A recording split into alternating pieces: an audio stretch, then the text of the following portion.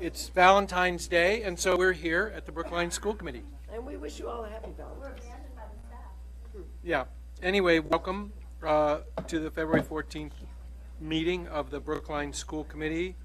Our calendar is being projected. You can see that school committee has a whole long agenda as we are in budget season and moving towards town meeting of all of our subcommittees over the remainder of February and March.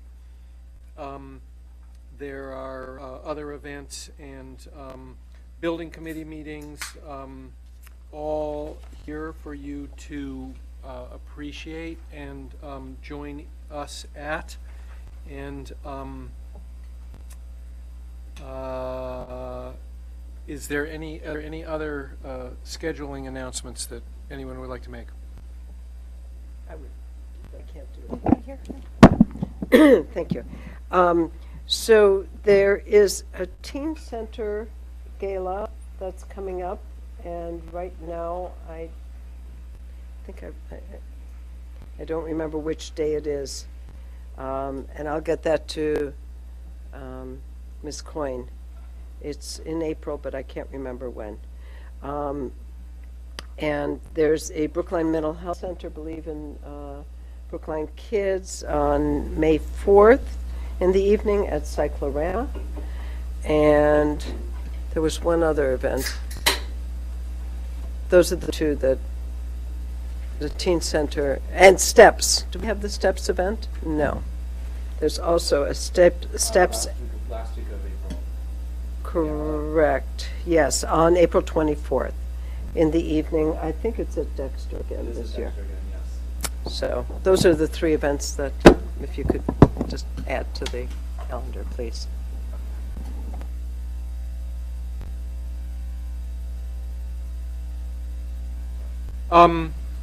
Great. Okay, so that's our calendar. On our consent agenda, we have minutes from January 10th, 17th, and 31st that have been distributed to the committee. We have a student trip application, and then we have three capital items. The first is the contract with Weston and Sampson in the amount of $300,000 for landscape, architectural, and other services related to the Cypress Playground athletic field. I actually inquired as to why school committee was voting a contract for between Parks and Rec and the consultant that is doing their project. This is obviously part of the whole, right in the middle of Brookline High School's campus. And the response I got back was that because all of the funds were appropriated under the override, that both school committee and select board need or are voting these designer contracts. So If I could just add to that. sure.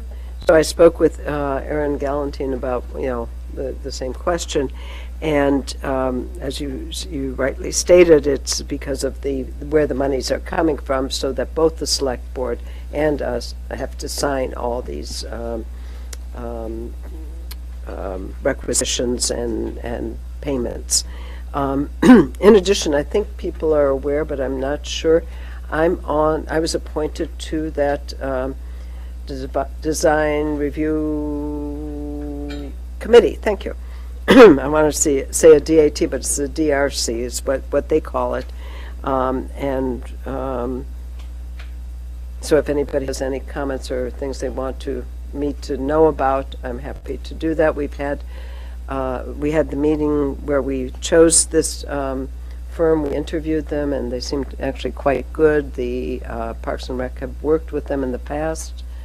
I can't remember which park, but one of our parks they designed, one of the bigger parks. Just one quick comment on that. So it strikes me that I missed this on the calendar, but the BHS School Building Committee meeting is March 27th, not February 27th. We moved that, Ms. Coyne, last night. But the Cypress Committee, we should probably put the Cypress meetings on here also. Oh, sure, that would be a good idea. And I think yours is potentially the 27th. It is, just 1 second. At 6, I think. I just have to get to the right date. I think it is. I think you're right.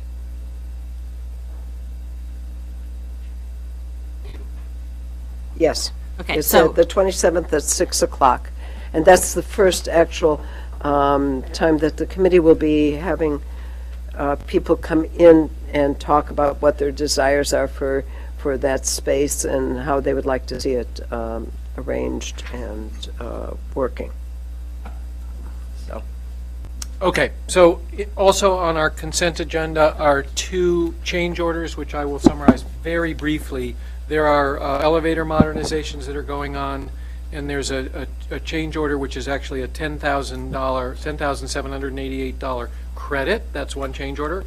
And then the other change order is a $49,940 change order for William Ron Associates. This is, we're continuing to ramp up, and I think we'll get an update later on the high school project and from the co-chair, Ms. Ditkoff. But this is for additional test pits and geotechnical engineering and laser survey of power lines. So this is measure twice, cut once, spending money to really refine the design so that we don't have change orders that are really expensive when we get into construction. So those are good change orders, the credit and planning. Calendar, sure. I have that we have a policy subcommittee meeting on Monday, the 25th. Is that accurate or no? And then, I emailed like an hour ago. So. okay, never mind. And then is capital meeting on the 28th, or is that also been canceled? No? we never were Before, meeting on that. I didn't have it either, but we, we're meeting next week, aren't we? Capital? No. No, what? It got we snowed had to- out. but So did we had to reschedule? cancel and I did not reschedule. We figured we would just wait till the following That advisory? meeting that, okay, it's a different capital subcommittee. No worries. Just making sure. No, it's all good. Okay, thanks. So, I would entertain a motion on the consent agenda. Mr. Pearlman, thank you. A second? Ms. Scotto, thank you very much. Any comments, edits on the minutes? Seeing none, all in favor? That is unanimous. Thank you so much. There is no one here to make public comment. It would be worth checking to see if anybody signed up and then stepped out, but I don't think anybody has been here. So we are on to our update on the fiscal year 2020 proposed budget. Mr. Superintendent.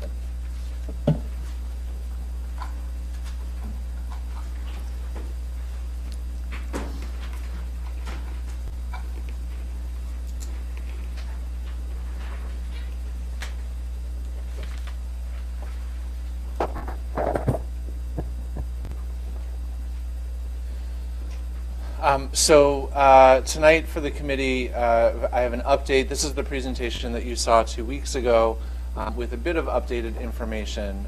So I will sort of move through it unless the chair would like me to go through all of the slides. No? Okay.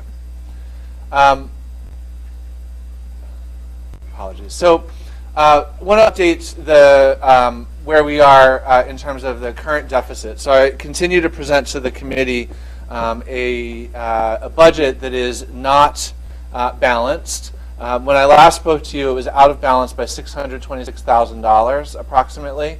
The budget is currently out of balance by $445,992. That number has gone down because Ms. Dunn has worked closely with Melissa Goff, the town's deputy town administrator, leading up to town school partnership, and together identified a few areas where funds needed to be credited to the school department that were not being properly credited in that in sort of the initial projection. So many thanks to Ms. Dunn and Ms. Goff for spending the time to do that. What it ultimately came down to was, and I'll ask Ms. Dunn to correct me or add to what I'm going to say. What it ultimately came down to is that at special town meeting, fall special town meeting, our additional Chapter 70 appropriation was not appropriated to the school department. That was a one-time appropriation, reappropriation of Chapter 70 funds meant to balance our FY18 budget deficit, end-of-year budget deficit. And that one-time reallocation was carried forward as a permanent reallocation in the budget projection. So in finding that approximately $200,000 difference, Ms. Dunn and Ms. Goff were able to reduce but increase the Chapter 70 allocation, of course, according to the town school partnership. So this is all within the practice, the regular practice of the town school partnership.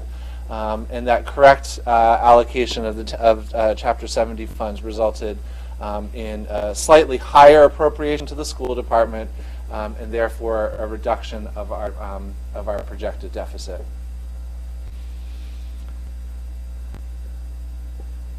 Now, just as a reminder to the committee at this point, what is still carried forward in the budget are the following positions. These bulleted items below are at the bottom of this slide that were part of the last year's operating override. So it's 7 additional FTE to support enrollment growth at BHS. Mindful for everyone that, as a reminder, that the K-8 population growth, that 41% growth that has happened over the last decade plus, is now hitting the high school. And the high school has the added challenge for this coming year of going into operation in an expanded campus with Old Lincoln School as a part of the campus. And so the additional FTE support enrollment growth and ensure that the high school can operate successfully on that larger expanded footprint. 3 FTEs, 1 each for guidance, nursing, and an additional English learner instructor. At this point, it is projected that guidance FTE will be allocated in our elementary schools. While for a number of years additional positions had been added to guidance and clinical services in the high school, they were not added in the elementary schools, and we had some elementary schools with ratios upwards of 1 to 550. And so our Director of Guidance and Clinical Services, Dr. Litaz, wants to, for a second year, work on reducing the caseloads for guidance counselors in our elementary schools. And after that, this coming fiscal year in FY20, for FY21, would anticipate the third guidance position in that third year of the operating override being allocated to the high school. But it is, we do still have guidance caseloads that are not even across our elementary schools. Nursing, again, it is a critical need. We need to add another nurse to our team of nurses across the district to support the increasingly sort of complex medical complexity of our students and the overall size of the district, and an additional English learner instructor. If we receive funds above the 445 that we're in deficit, if we receive an allocation higher than that, we'll be recommending to the school committee to hold the first 100,000 of that in reserve for additional unanticipated English learner needs. Our enrollment of English language learners continues to rise, and we are close to 1,000 English language learners in the district at this point in the year. So it is a need in the district, and so this sort of a question that the committee has asked in the past of what would be on your restoration list, I would recommend to the committee holding in reserve for any additional increases or unanticipated increases above this additional 1 FTE to hold that money for a possible second FTE for English language learners. It also includes an additional educational leader, of course, a part of the operating override for Brookline High School. I believe 2 weeks ago I shared that this would be an additional associate dean at the 115 Greeno campus. That is continues to be the plan. So it would be adding an additional associate dean to work with directly with Dean Redding at the Greeno Street part of the campus. Dean Gilbert Smith will be the dean at the Old Lincoln portion of the campus for the next 2 years. And it includes a 27% increase in funding that we need over the last 2 years for our out-of-district tuition increases. Also, just as a reminder, there were 3 positions in the override for elementary schools that are not carrying forward. I am recommending to the committee that these not be carried forward and solved in the following ways. First, first is reducing from 5 to 4 the number of sections of kindergarten at Pierce School. Again, based on our kindergarten projections and based on the experience of trying to do this last summer, I believe that with a lower projection for kindergarten and taking lessons learned from last year, I do believe that this is achievable. It will require many of the Pierce other school buffer placements to be made outside of Pierce for kindergarten. So just for committee members to know that, a Pierce Lincoln buffer student will most likely be going to Lincoln. A Pierce Lawrence buffer student will most likely be going to Lawrence. There'll be very little ability to buffer into Pierce in the kindergarten based on this budget recommendation. Coolidge Corner is growing from 4 to 5 sections in the 8th grade, and there are unassigned existing FTE across the district that we will be reallocating to Coolidge Corner so that growth can happen without additional FTE being added to the district. And the current 7th grade at Lawrence is 4 sections. The current 8th grade at Lawrence is 3.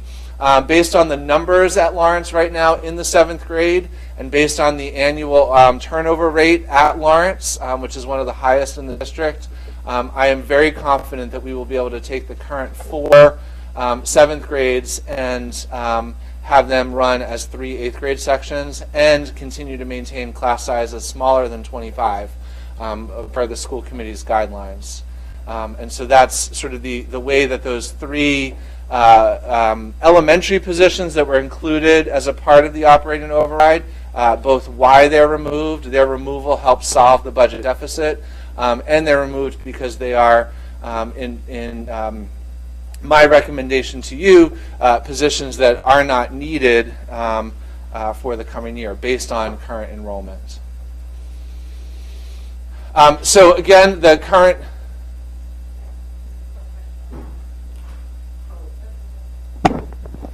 Does that also then include the reduction of co-principals to principal? Is there a savings there, both at Baker, I believe, and Coolidge Corner School? There's actually not a huge savings. We have the gap between the vice principal salaries and principal salaries is not very big, despite having a significantly longer work year. And so the savings are minimal, in the order of a $10,000 to $15,000 savings, not in order of magnitude of a position. So they're included in the overall calculation, but it's not a huge financial savings for the district. The other positions the other priorities that were included as a part of the override are maintained. A slight reduction in the professional development funds. But maintaining $200,000 dedicated directly towards district-wide professional development on diversity, equity, and inclusion, and then funding at the appropriate levels the resources necessary for math program review implementation. The override included $371,000 for that, and that is maintained in the budget recommendation. So these charts are adjusted. So I went through all of these charts in detail for the committee 2 weeks ago. These are the charts that are in the budget book. These charts have been adjusted based on the slightly higher allocation of revenue of funds via the town school partnership. I'm not going to go through this line by line. This will be updated in the digital version of the budget book, which you will receive immediately following February break. But I do want to take you to this final slide, which shows you the overall scale of the problem, what we have managed ourselves, and what I am hopeful that the town will appropriate in additional revenues to us. So if you look at the bottom line of this slide, the sum total of our operating deficit challenge for FY20 is $1.93 million. And that comes from the list of expenses in that first column. And so it's losses in the revolving funds or operating or revenue funds, town revenue, other revenue identified those three lines at the top. It's the $894,000 increase in tuition for out-of-district tuition. A slight increase in our legal services expense, and then the $416,000 that I spoke at length about in the last presentation to get to have our athletics department fiscally sound. That's the amount of money that has to be moved from the revolving fund to the operating budget in athletics in order for athletics to operate without being in deficit. And so the total of that is $1.934 million. What I have included in recommendations to the school committee are $1.488 million of budget reductions. And so that you can see that it's, it's a slight increase in school department revenue. I don't remember offhand where. It's netting of, as Mary Ellen said, it's netting of small dollars on our side of the budget. The larger is salary projections. So the salary projections are down just based on turnover and where new hires are versus folks who retired. And so there's a net savings of $342,000 overall in salary. And just in the grand scope of $104 million, approximately of our $120 million budget being in salary, it's small. It's not even 0.5%. But in terms of balancing the budget, figuring out that level of detail has been important in how we have managed to the 1.48 that we've reduced. We increased what we project we can save in turnover savings. We had a lively discussion of this a year ago. Was this real savings? Was this an accounting sort of move? It's really, we have to identify in our turnover this coming year, rather than $675,000 of savings, $800,000 of savings in salary savings. So it's not as aggressive as it has been when it was $1 million. There were 2 fiscal years where it was $1 million. $800,000 is still aggressive, but it is a turnover savings that we can achieve. We made some adjustments in personnel to the tune of $125,000. We netted out those 3 override positions I just discussed at length. The elementary positions, which saved $145,000. We've netted out some costs for transportation overall for our contracts for transportation and fee-based busing, which is $59,000. We reduced professional development in one line item by $80,000. That's the line item where we maintained still $200,000. We carried forward the reductions this year in supplies and materials and in other expenses, conferences, dues, travel, etc.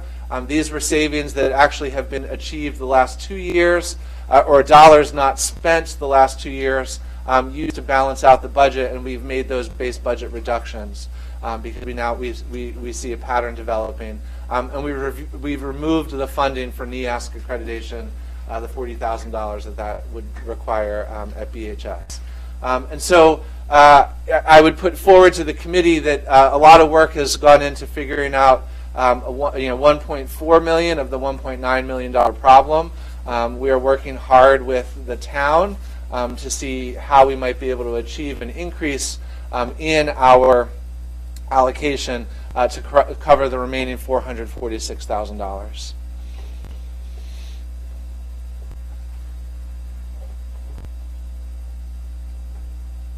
Questions?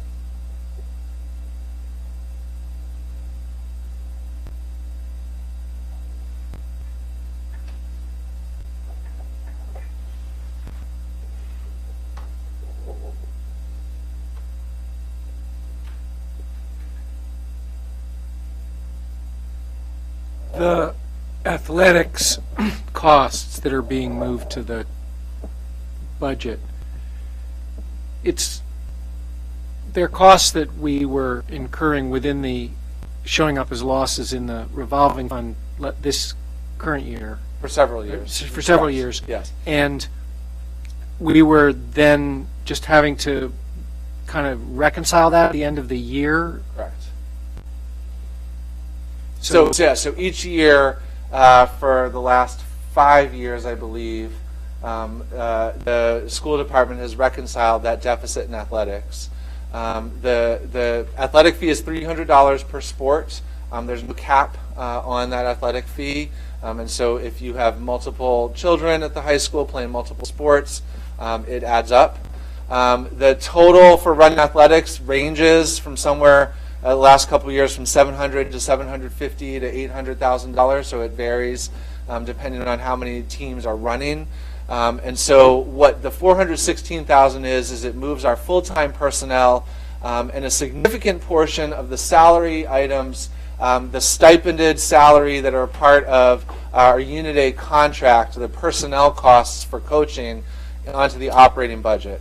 On the revolving fund, it still maintains about 30 of those salary line items, 30 of those coaching salaries on the revolving fund, as well as fees for officials, fees for field rental, fees for sort of the associated costs with athletics. But that's sort of for the committee to know, for everyone watching athletics, to run Brookline's athletics program costs between $700,000 and $800,000 a year. And while Beyond. Total, and I thought that was beyond the fees that are collected. no, the fees only collect about half of that. So Half of it, and So then- while the fees I get it. seem high, $300 a sport is sort of average. We do not have fees that are significantly lower than surrounding communities. They're not set at a level that can generate the revenue to pay for the entire program. And at this point, I wouldn't recommend to the committee to consider raising the fee. I think that this is an opportunity for us to, as a district, to balance. Athletics is a core thing that we do, and so how can we support that in our operating budget and enhance it? I would argue for the committee and for our athletics program that we offer such a diversity of athletics to meet the need and the interest. That goes well beyond what many communities do, and that's a real strength of the athletics program. And so I think the combination of the operating budget and the revolving funds to ensure that we can have such a large, diverse, deep athletics program is sort of worth having this hybrid program. It's the quality of the program and what it provides to our students, I think, is worth the cost on the operating budget, as well as the costs that are paid for via the revolving fund. So I think I agree with the value proposition that we're kind of in the right place, and we don't want to charge double what we're charging now. And so this is a good place to be. It's not changing anything Correct. from what we've done before, but my question was about it's not changing anything in a much narrower sense, which is just to affirm that we've been our operating budget has been carrying this $416,000 cost anyway. We just haven't been budgeting Correct. it. We've had to pay it at the end of the day out of scramble together funds from elsewhere. Correct. But it's still added up to the same bottom line. So Yes. this is just, but this is more responsible. We're budgeting it Yes. at the beginning of the year and showing it in our plan, which I think 100% which I think is accurate. good.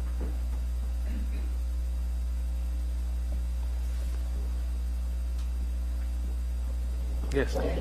So I'm not sure where the 446,000 is going to come from. I'm thinking that's about 9 staff members. I mean, 5 staff members, more or less. Yeah, So my concern this year not was quite 5. but- not quite 5, yeah. So my concern this year is that, and I know it was circumstances, but I don't believe we ever filled the position of science coordinator K to 8, and that has been a real loss for our teachers in our schools. And so I guess we need to think about that. I know some of it was timing, We'll be posting that position right after the February break. Right, but it'll be for July 1. Yes, correct. Right. So I get a little concerned and worried about, where that 446,000 is going to come from. And we want to make sure, I guess, that some of those key positions are well protected and are in fact filled. And it was unfortunate that the science coordinator was not filled this year. And so I'm just. Yeah, I mean, your point, Ms. Federspiel, is spot on. $446,000 of staffing is painful, no matter how we look at it. And so I think that from my perspective, given that two things, given that the size of where we started with our operating deficit and the work to resolve nearly 3/4 of that. Internally, I think it's important to note, and that 446,000 is the amount with the correction for the carry forward from the special town meeting. So sort of correcting the Chapter 70 allocation that was found. That $446,000 remains the difference between what was projected by the town in the financial plan when the override went forward, and then what we were allocated. So I continue we continue to work with the town to see if there's a way that for this fiscal year the appropriation can be increased. Are there ways that commitment that was made can be carried forward? I do have a plan for if it doesn't come through. But I am holding that still. I'm hopeful that over the next 2 weeks, that can be the amount can be resolved before discussing where this may come from, because it affects people. And just at this point, I don't want to put people in a position of worrying about their position, because there are still things that could change. Whether it is our allocation, whether it is, there's often the question is asked, well, what happens with the GIC? The GIC, our insurance pool, it often comes in lower than projected.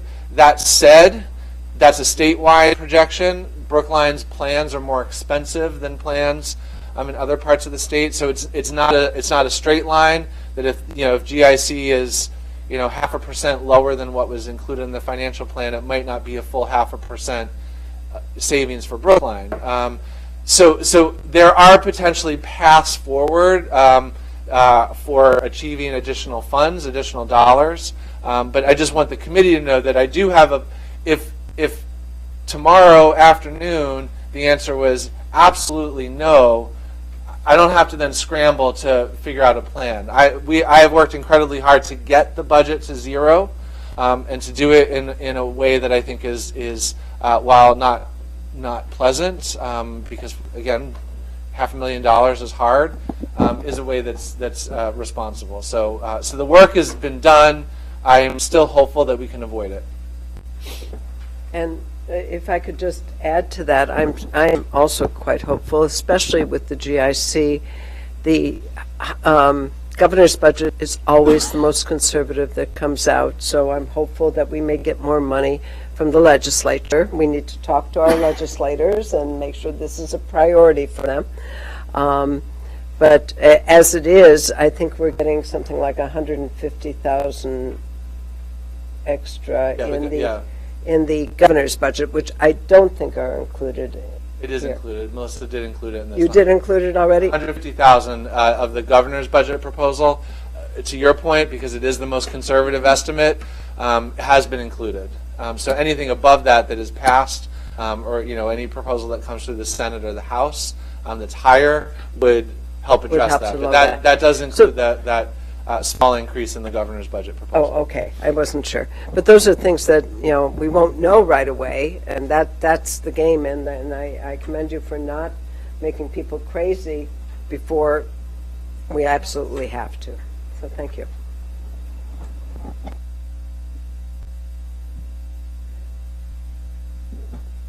Thank you. So we now will open a public hearing on the fiscal year 2020 budget, and also on school choice.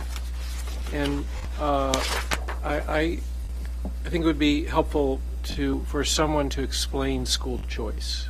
What? Oh, is it here? I have it. So I can just. Oh, you want me to? Okay, well, that's good too. Let me. Sure, go ahead. Is there something to read? School choice. It's the same thing we read every year, but I have it. Good. Okay. So the Massachusetts school choice law speaks to the fact that there's a presumption that each school committee will admit non-resident students unless otherwise voted. And so it's been the practice of this committee for as long as I've been here, at least, maybe longer, that we don't admit students we don't budget funds to admit students under school choice. The inn is full. There's a lot more technicality, but that's basically it. So this is our public hearing. The budget does not include funds for school choice, in case anyone wants to comment on that.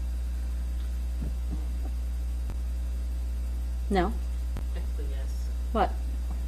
The town has assessed students that go to school choice districts outside of Brookline. So their cherry sheet we do get dinged for, the town does get charged for school choice students that attend school choice schools outside. But we're not Brookline. accepting students. We are into not s- accepting. Right. We're not accepting students. The budget does not include funds to accept students under school choice. And we're obligated to both have a public hearing on this issue and to vote on this issue. So no one appears here. We have come to the appointed time for both of these public hearings. No one is here to speak on these issues. So I would therefore close our public hearing and we have do we have voting language for the school choice? Right, just like. And we will take that vote after the town election.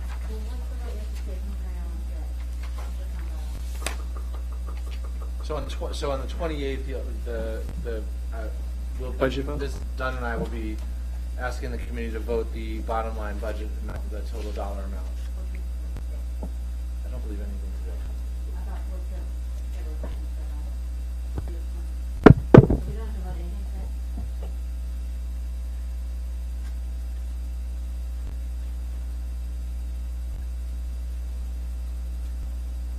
Because your public hearing was today, you would be voting the town's recommendation for revenue at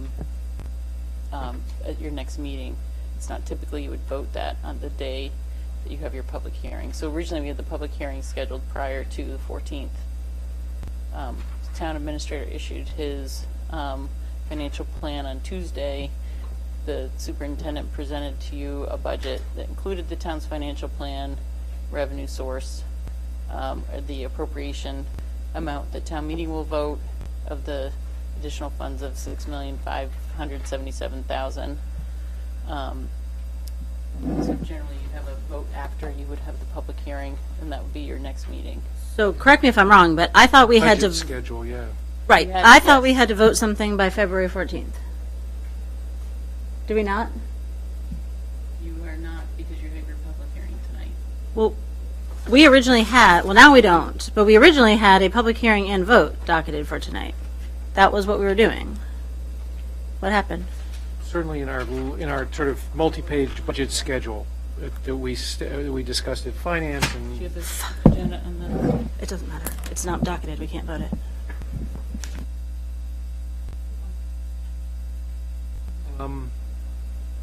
all right, we are on to the Driscoll School Education Plan.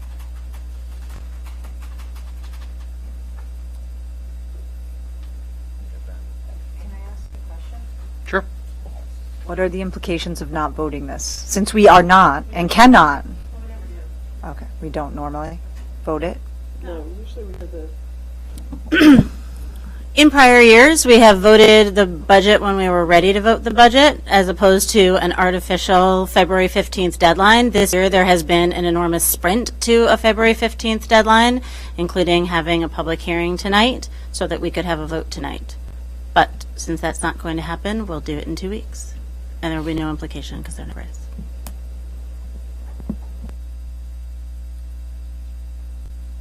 Great.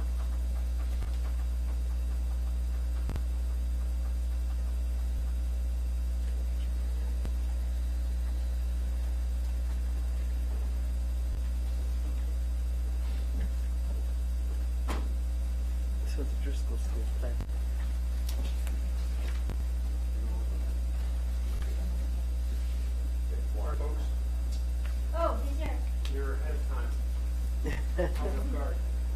Sorry.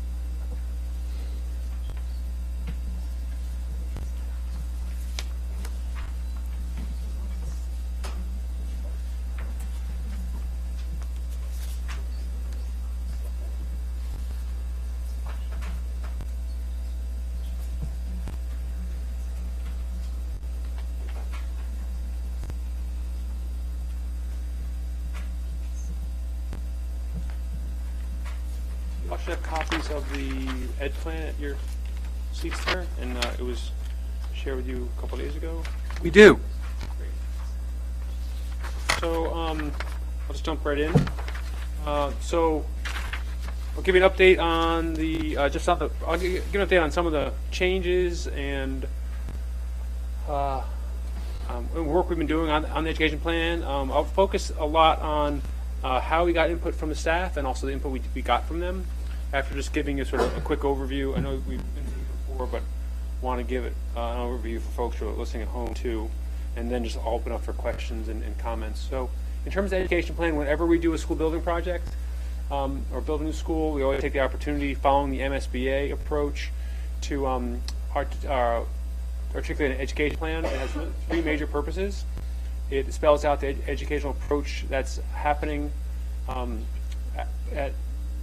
of the public schools Brookline and a specific school, in this case Driscoll, that the community intends to continue and also develop into.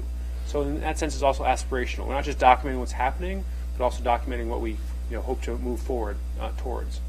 It also spells out the school space needs and how those spaces will be used. And then a real sort of concrete aspect of it, it guides the architect's development of the school design and the physical space and structures that'll be in it as they try to bring the ed plan to life. So just a quick update on the development timeline. Just since we last gave you an update in December, been working with Principal Talukdar in December. Got a bunch of input, worked directly with the Driscoll faculty in January, and since then have been trying to incorporate, have incorporated, that input from Driscoll faculty, and also did a review from each coordinator as well, and then now it's in front of you. Just quickly on the guiding principles here, in terms of education plans that we develop for our various schools and projects, is first of all, we really want to capture Driscoll's abundant strengths in the education plan, and then also highlight some sort of foundational elements of our schools and our approach to education: collaboration, community, really building out and moving towards more and more hands-on project-based learning that also connects disciplines and across disciplines. We wanted to capture Driscoll's longstanding commitment to the arts, and then also really build in a flexible approach, flexibility in a lot of ways: programming, how we provide students support, addressing learning styles and strategies, and of course meeting diverse student needs. So you'll see that both in how we approach education, teaching, and learning, but also in spaces that are asked for and required. You've seen this before, so I won't go too long on it, but just, you've seen these in multiple drafts and multiple education plans, but just the approach of clustering the grade spans into 3 different clusters: PK to 2, 3 to 5, 6 to 8. That helps physically, but also educationally. Folks take on sort of joint responsibility for those spans, but also allows those teachers, by being organized physically, to work more closely together, as long as we provide them the space and time to do that. Flexibility in terms of classroom spaces is there. The idea that how can we really sort of bump up and sort of focus on focus more on the middle grades, so 6, 7, and 8 specifically. And we do that both in terms of where we organize them, but also the approach of really how do you set apart their educational program, that it really allows them to take on more responsibility, more individuality, and also a real leadership role in the school. At the same time, not wanting to separate them from it, from the younger grades, because they have a lot of roles to play there, both in connecting, teaching, learning with, and being role models for the younger students. And then one last piece here is that second to last bullet, which is the idea that special education services, English learner services need to be permeating throughout the building, not clustered and separate from other folks, but really integrated, just as we integrate the support and services of those students in, the physical spaces need to be integrated in as well. So, and then highlighting also very specific Driscoll specific priorities. And we heard a lot of these when we were doing the visioning sessions in the early fall. But a school that grows the child, sort of as I was talking about, growing autonomy and independence as students grow older. Really highlighting Driscoll's longstanding commitment to the arts, the idea that they're working on more and more of integrating multiple disciplines, and then something we heard again and again, and I think captured quite well in the Ed Plan, is highlighting the strong culture of faculty collaboration and how that happens in many, many different ways. So we just jump into sort of the next phase here is listing the Driscoll staff. And these are just three different chunks of the work we've been doing since the summertime. So first, the feasibility phase, full staff meetings, small group meetings, 2 different times, and those are full days, hours and hours of meeting with small groups, individual teachers, at different grade levels, depending on role, sort of thing. So that was during feasibility phase. In terms of the education plan, I'll go into more detail on this, but really spent the afternoon with the full faculty. I'll tell you how we did that to get them to review the education plan, read through the education plan, and really provided us dozens and dozens of comments and suggestions, which have proved very useful. And then on the schematic design, have met with the faculty a number of different days, 25 plus meetings, 24 different groups, on multiple days, really listening on all sorts of areas. So we've done, I think, so far, and we'll continue to do a fairly good job of really sitting down with Driscoll staff, updating them, sharing things with them, listening, getting their response and feedback, and then incorporating it in either the education plan as we're talking tonight, or the design of the building. So just to sort of talk about January 8th and how we got input, it's hard to get input from 70 or so people on a 35-page document and make it sort of useful for them and also useful to the folks who are doing the drafting. But we came up with a pretty good approach. It was a full faculty meeting on January 8th. Dr. Mary Brown, myself, and Dr. Luke Dar were facilitating it. If you can imagine or picture the Driscoll faculty all in the library there, so if you would see, if you sort of looked at this, I didn't bring any photos, unfortunately. I should have taken some because it was a sort of great afternoon. Small groups around the tables there, other groups standing up, sort of gathered around the bookcases, using those as stand-up desks. After we talked a little about and gave them an introduction, they were quietly reading the Ed Plan on their screens. And tapping along as they added some comments and suggestions. It was very quiet, focused reading as they delved into the opening pages. And then also dove into different sections depending on their role. But then there was some talking, and then there was, as people sort of finished their reading and discussing and sort of debating different parts of it, and then that got louder and got louder. And then ultimately it was, I would say a dull roar of enthusiastic conversation, discussion, debate, typing, getting back into the document, adding comments and suggestions. So it was actually it was a very fruitful and rich session with them. And I'll show you what that looked like in a moment in terms of how they gave us comments. But we did divide them. They read the opening sections to get really the big picture of the ed plan and what was in it. And then they broke, as I said, divided them into different teams, different groups to look at. So math teachers looking at math, say. K-5 teachers divided among different disciplinary areas. The guidance counselors looking at the guidance section, or the social emotional wellness section, that sort of thing. So really got a lot of common suggestions of a wide variety. Since then, we've taken those and incorporated them as appropriate, reviewed them oftentimes with the superintendent or senior leadership or the coordinators as needed, and we're able to incorporate quite a number of those. And then before you seeing it, the curriculum coordinators each did a final review of the plan of their section. So this is how we did it. We did it with Google Docs, so you could document all the different input they were giving us and really capture it.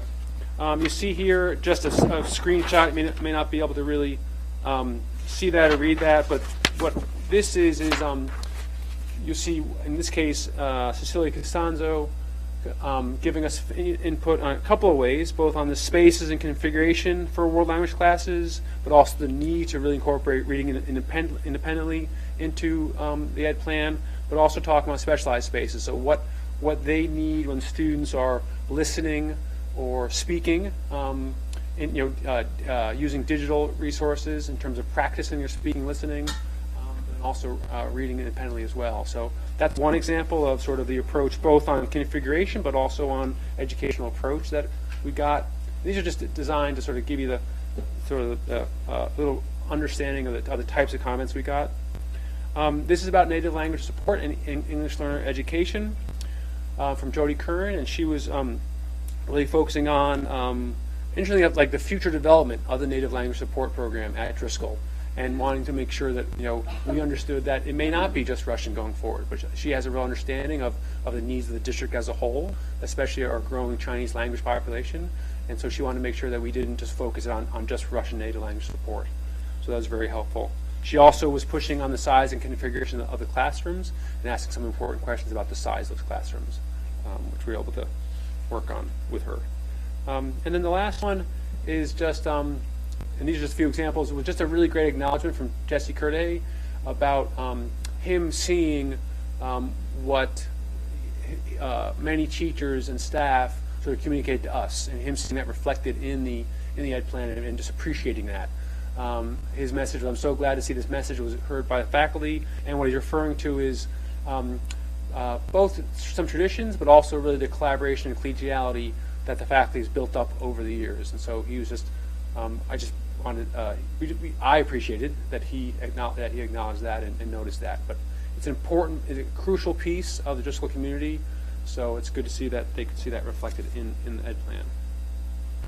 So, and then just to give you a little input or summary of the staff input, just to give you a flavor for it in specific areas. So overall, we included more language about growth mindset. We heard that from teachers in a few different subjects and different grade levels. The idea that kids aren't always where they are, that they continue to learn and persevere and grow, and that learning is fluid. Their talents and skills are fluid, and so they really wanted that in there, with more emphasis. And then also, that was sort of an educational approach, but then also we got a lot of comments like that third one there, that also about physical space. So really clarifying the need that certain rooms, in this case makerspace, fab lab, art rooms, need to be centrally located and very visible, and that's actually something that we've heard from a few places and have been able to incorporate that into the design of the building specifically. The math folks gave us really good input on more fully defining what we were calling mathematical learners, and so we were able to make that more robust and more clearly define that based on their input. And then also really had to clarify the math specialist role for this building and how that role really focuses on supporting teachers, and then to a lesser extent students, but wanted to get that, make sure it was accurate. Performing arts gave us a lot of feedback, some we could take, some we couldn't take. But one thing we were able to pay attention to was the need for wings on the stage for entrances and exits, and also how they're adjacent to other music rooms that they can use as sort of, back of stage spaces. Moving on, so to English language arts. Here's another one which is more physical based, but the idea of reading nooks with shelving each homeroom or EL classroom. They really wanted that highlighted and to pay attention to. Library, Media Center, and Ed Tech gave us a lot of comments, really helpful input on both the scale and organization of the library. The idea that for the most part, our libraries are staffed by a single person, and why we want robust, full-size libraries, how you organize that space, we need to pay attention to the fact that it's typically organized and managed by one person, which we had not thought about before, and we're able to incorporate that into the education plan. And then in terms of like emphasis and priorities and focus around teaching and learning, that second bullet underneath library, the idea of digital citizenship, media literacy, we did not have that highlighted in the education plan, but have been able to add it and focus on it based on the input from the staff. And then the last one just to highlight is, I think I already mentioned it actually from the teacher comment earlier, just the idea of the type of spaces needed when students are recording themselves or listening to digital tapes or reading independently in the world language classroom. So those are just some of the many, many comments we got. They are all reflected in the in this draft of the education plan. It's been a great, I think, a informative process, and I think we've done a nice job. I hope you think we've done a nice job of incorporating and making this a Driscoll specific plan. So happy to take comments or questions. Thank you. This is great, and I think we're getting really good at education plans all around. Two things that usually don't come up right away, and it's not exactly the education plan, but it is because, well, one being sinks in every classroom. That's something, if you ask Charlie, he's put in more sinks in his life than he's ever wanted to in retrofitting in schools. So I think every classroom should have a sink, because we may change the use of the classroom, whatever, even the ones in the middle schools area. It's short money now and very long money later on if we have to put it in. So we've heard that, and I do understand that we have it at Coolidge Corner. I think there is some question about cost and plumbing, and not only so that's not up to me to decide, but I will say that we've heard that, and I think that's really something we're sort of thinking through and working on, whether or not it's a priority, whether we should do it, can do it, sort of thing. So are you at least doing it for pre-K through yes. 4? I think at this point it's pre-K through 5. Okay, yeah. Through 5? Okay. All right. Well, maybe check and see how much it's used at the Coolidge Corner School in 6, 7, and 8, or at Runkle. I think we also put them in there. I'm not sure, but it's something that I remember from many years of experience. The other piece, and I haven't looked at the plan, so I profess some ignorance. Between the classrooms, are there a door between the two classrooms, not the outside door, but a second door that connects the two classrooms? So we just I haven't seen like that, like close up. I do know in terms of through there, if you can think of this, they're the teacher spaces that connect all classrooms. I know that, so yeah. That connects that way. I don't think he's gotten a level of actually is there a door. So I think that's the intention. We just haven't seen on that level. The reason being, I mean, unless you have a sliding wall there, which he may be planning on putting in between classrooms so that classrooms can work together, if a teacher's in a classroom alone, and they need to leave, they can ask the teacher next door to look in. It's also a second means of egress for students for safety reasons. So absolutely, we've heard again and again about the need for whether it's walls that move or that connection. Oh, okay. Again, we just haven't gotten to that level of like that level of design, that granular yet. But but I think we're. I just want to make sure I get it out so that now it's your problem. It's not great. mine anymore. Thank you. My recollection is that that feature is incorporated, and also we have we'll talk more about it, I think, later on under capital, but we have docketed a presentation for the next school committee meeting.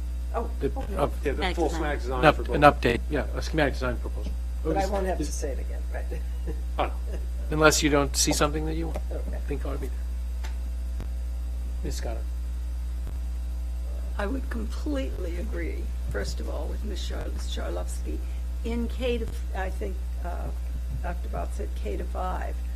For the sinks, I had to teach a science unit at one point, and K to 5 teachers teach everything, where I had to lug dishpans of water down the hall to my classroom because there was no sink in there. So that is absolutely crucial, as well as the space between classrooms, because you can't leave children unsupervised, and sometimes you have to leave. And if the other teacher can watch it's good. I have a couple of other things to say, though, and I am speaking first about the overview, because there's one part in here that I don't agree with at all. It says 50. Tell us what I'm on page or- page 3, and it's the third paragraph down. It says 50 years ago, or in some cases just 10 years ago, learning that was considered engaging and programmatically rich now borders on being irrelevant, etc. Well, I would argue that the phrase about 10 years ago is absolutely not relevant, certainly to the Driscoll School.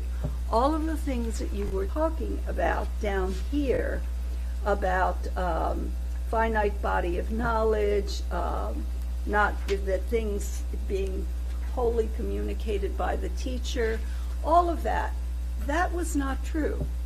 You talk also about the technology. We were doing things with computers in the 90s. So when you say that in some cases 10 years ago, I don't think that applies to Brookline, and I certainly don't think it applies to Driscoll. What we were trying to do is, we're doing a lot of project-based learning. We didn't call it that then, but in fact it was. Kids were doing hands-on things in their academic subjects all the time. They were doing projects, they were doing presentations, this sets it up as, well, now we have to change everything because everything is different today than it was even 10 years ago. So I would say that that to me jumped right out. The other thing that I would say, a couple of other things, thinking about space in the schools, make sure in the classrooms, and I'm again talking largely about K to 5, but I think it's true probably at least through 6 or 7, you need space for a variety of things. You need space to do the typical kind of teaching. You need space to have group work. You need space for kids to go into discussion groups. And just because you've got space outside the door, sometimes you want the whole class there.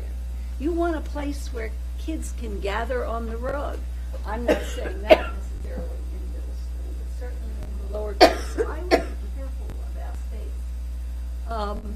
The other thing, couple more things I would say in these, the library. That I picked that up, multiple classes in the library at one time. I thought to myself, that does not work. The librarian may be reading to kids, and the teacher might bring a class in. But if you think about having more than 2 classes, even in a library as large as Driscoll, it impacts what the teachers are trying to do. So I would take multiple classes out of there. And last but not least, in the middle of the social studies section, it suddenly starts to talk about technology. And to me, that didn't hang together. Yes, you use technology when you're studying social studies, and you do it when you're studying science, and you do it in math, and you do it in all kinds of subjects. But instead of talking about social studies, you were talking about technology. So again, that was something that jumped out at me. And I also thought the name motor room was not a good idea. I would call it something like motor skills room, because motor room makes you think it's a room where there is equipment, not people doing motor skills. Motor skills. Exactly. So when you're calling a room where you're doing motor skills a motor room, you think of a garage, and that's not what you want to think. I think the whole thing is very good. Those were just my original, when I looked at it, those were what jumped out at me. Mr. Perlman. On the on your coherent slide, you talk about the middle school cluster so that students feel that they're a part of the leadership.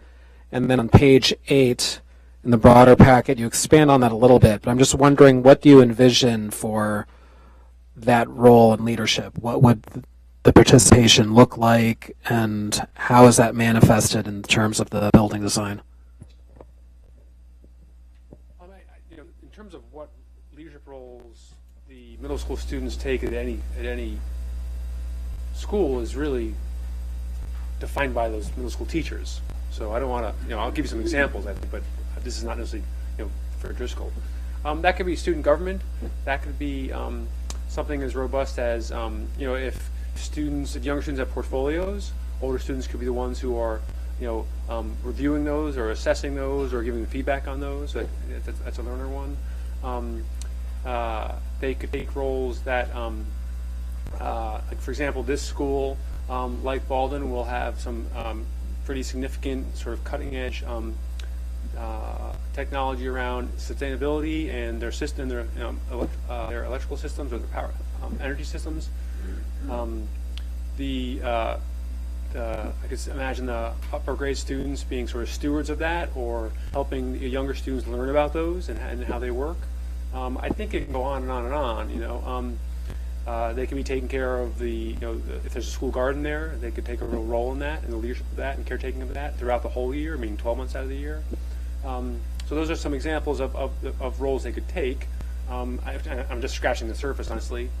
The second part of your question was? How do you envision the building design reflecting Sure. that? Yeah. So what we actually, just in the past few weeks, made some changes on the location of different spaces in the building, so then you could have these 6th, 7th, 8th grade, just them on the top floor of the building. And so they're sort of self-contained up there, literally physically moving up to the top floor when they get to those grades. At one point we had 5th, 6th, 7th, and 8th up there, which was working fine. But so that's one physical manifestation of how they're really clustered in their own space that they can own and make of it what they and the teachers really want to make of it.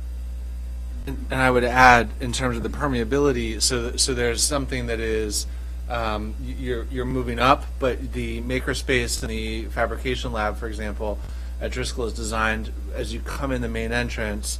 It's sort of across that grand atrium is the first thing you see, and so kindergarten through 5th grade students, as they're sort of moving through the building to their different parts of their day, middle schoolers could be in those spaces using those, and are there's a connection. So it's not a sort of the how do you make the physically, I think to your question, how do you physically delineate a middle school, because that's what kids are looking for as they're aging through school, and keep that what's so important about the K through 8 continuity and the connection of students, so that students in leadership, middle school leadership opportunities are connected to 3rd graders, see the students and connect with the students, and sort of can learn from the leadership. Sort of the same reason that the high school it's so important at the high school that 9th graders and seniors are interacting with one another, because there's a connection as students are taking classes together and clubs together. They're building bonds, and so there's that physical manifestation where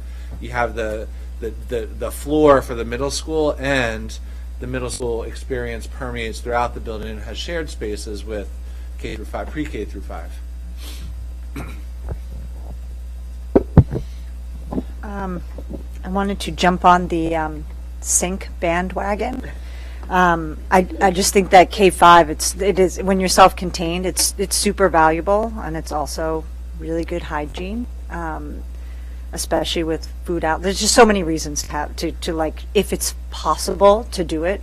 Just food allergies, being able to hand wash, science. I mean, there's just, like, it's just so useful not having to leave. I'm also a fan of the internal doors between classrooms. They build collaboration between students, but also between teachers, and team building sort of community, being able to cover, like, talk, confer, not having to leave. I really like that idea.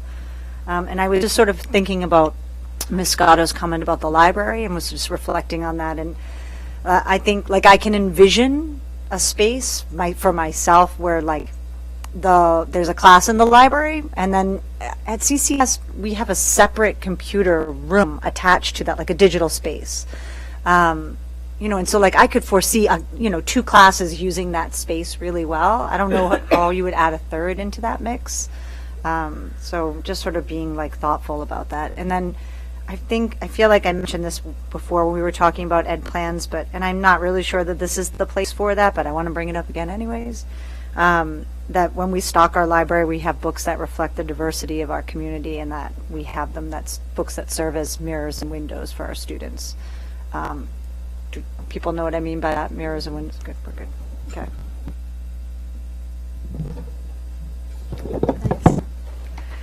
And I'm wondering, Ben, when you had this full staff, if that might have included some of the extended day, at least director or staff people.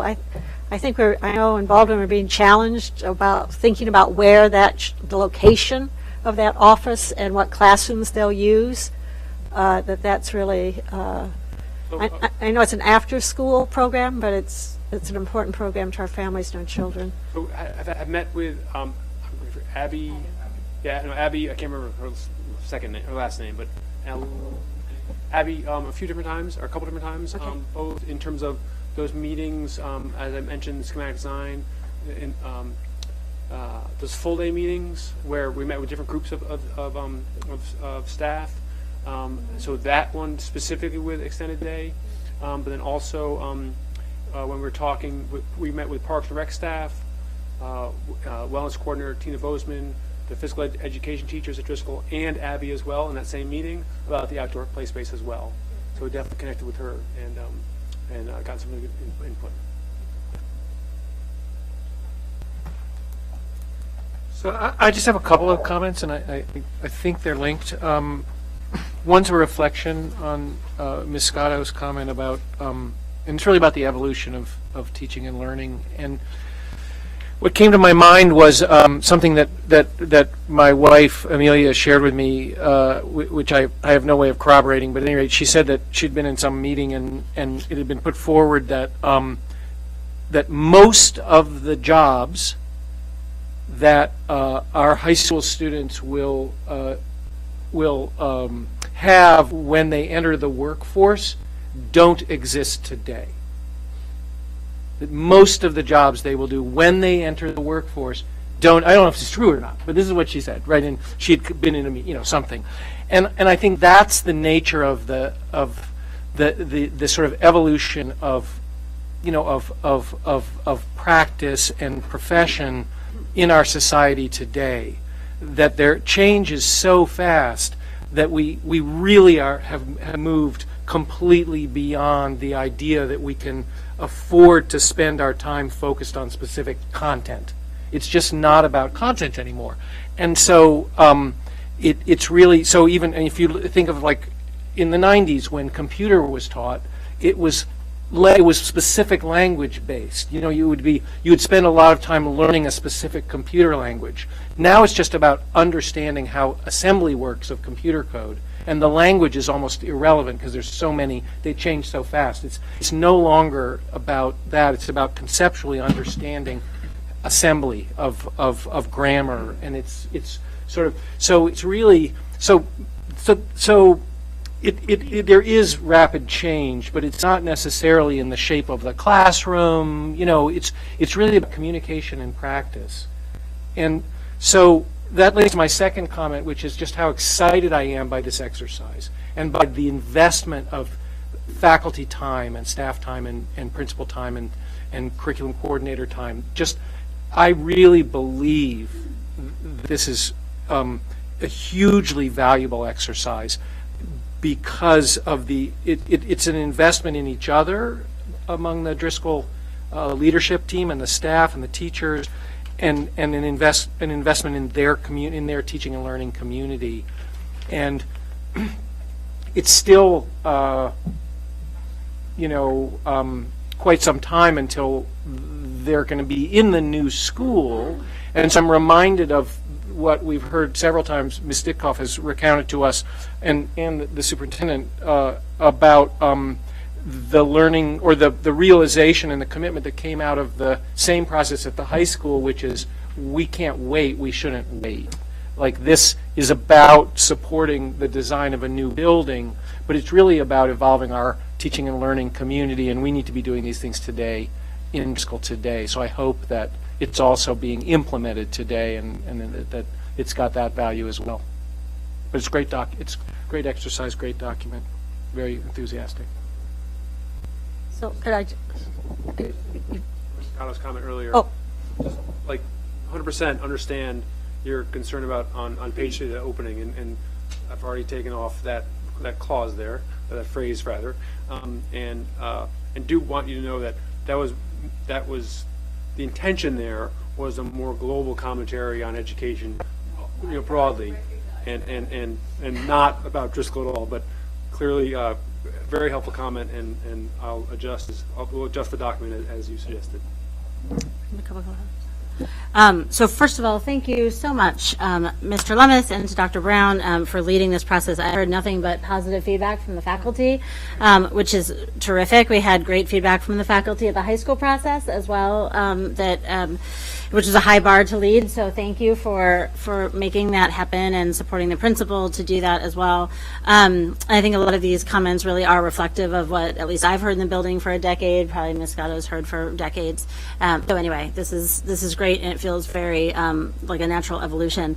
Just a couple of really quick comments. One is about multiple classrooms in the library. They, for whatever it's worth, right now they do have multiple classes in the library, not meeting separately, but when a author comes and they do a book talk, there are multiple classes that meet at the same time in the library to hear a book talk. There are also sometimes when there's they do all grade activities. They do have and I think maybe it was confusing because it sounds like multiple people in the same room are trying to have instruction, sort of peer style, and I don't think that was the intention. I could be wrong, but at the very least, what I do know is that they do it now. So yeah. So it just may be worth clarifying.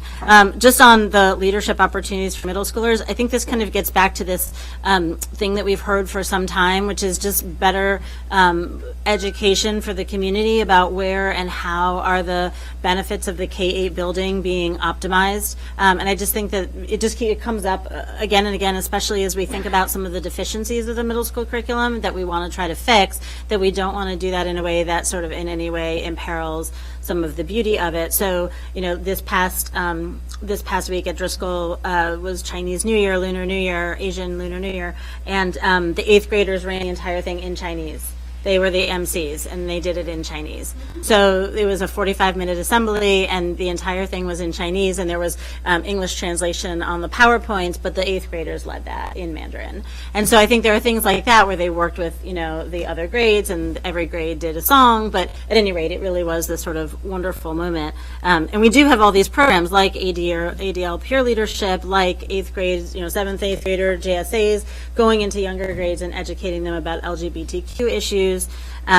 Anyway, lots of different ones. In fact, I just heard of one today in one of our schools where there was a lower grade parent breakfast, and I'm going to get choked up because like 2 of the little kids, their parents couldn't come, and they were really sad, so they went and got the older grade buddies, and the buddies came down and were like admiring their work, and like I'm going to get choked up because it's so sweet, that they just really, I don't know, there's just this beautiful thing that happens across the grades, even in, 4-section schools, 5-section schools. And so it's something that's so special here. And I think I know it's happening.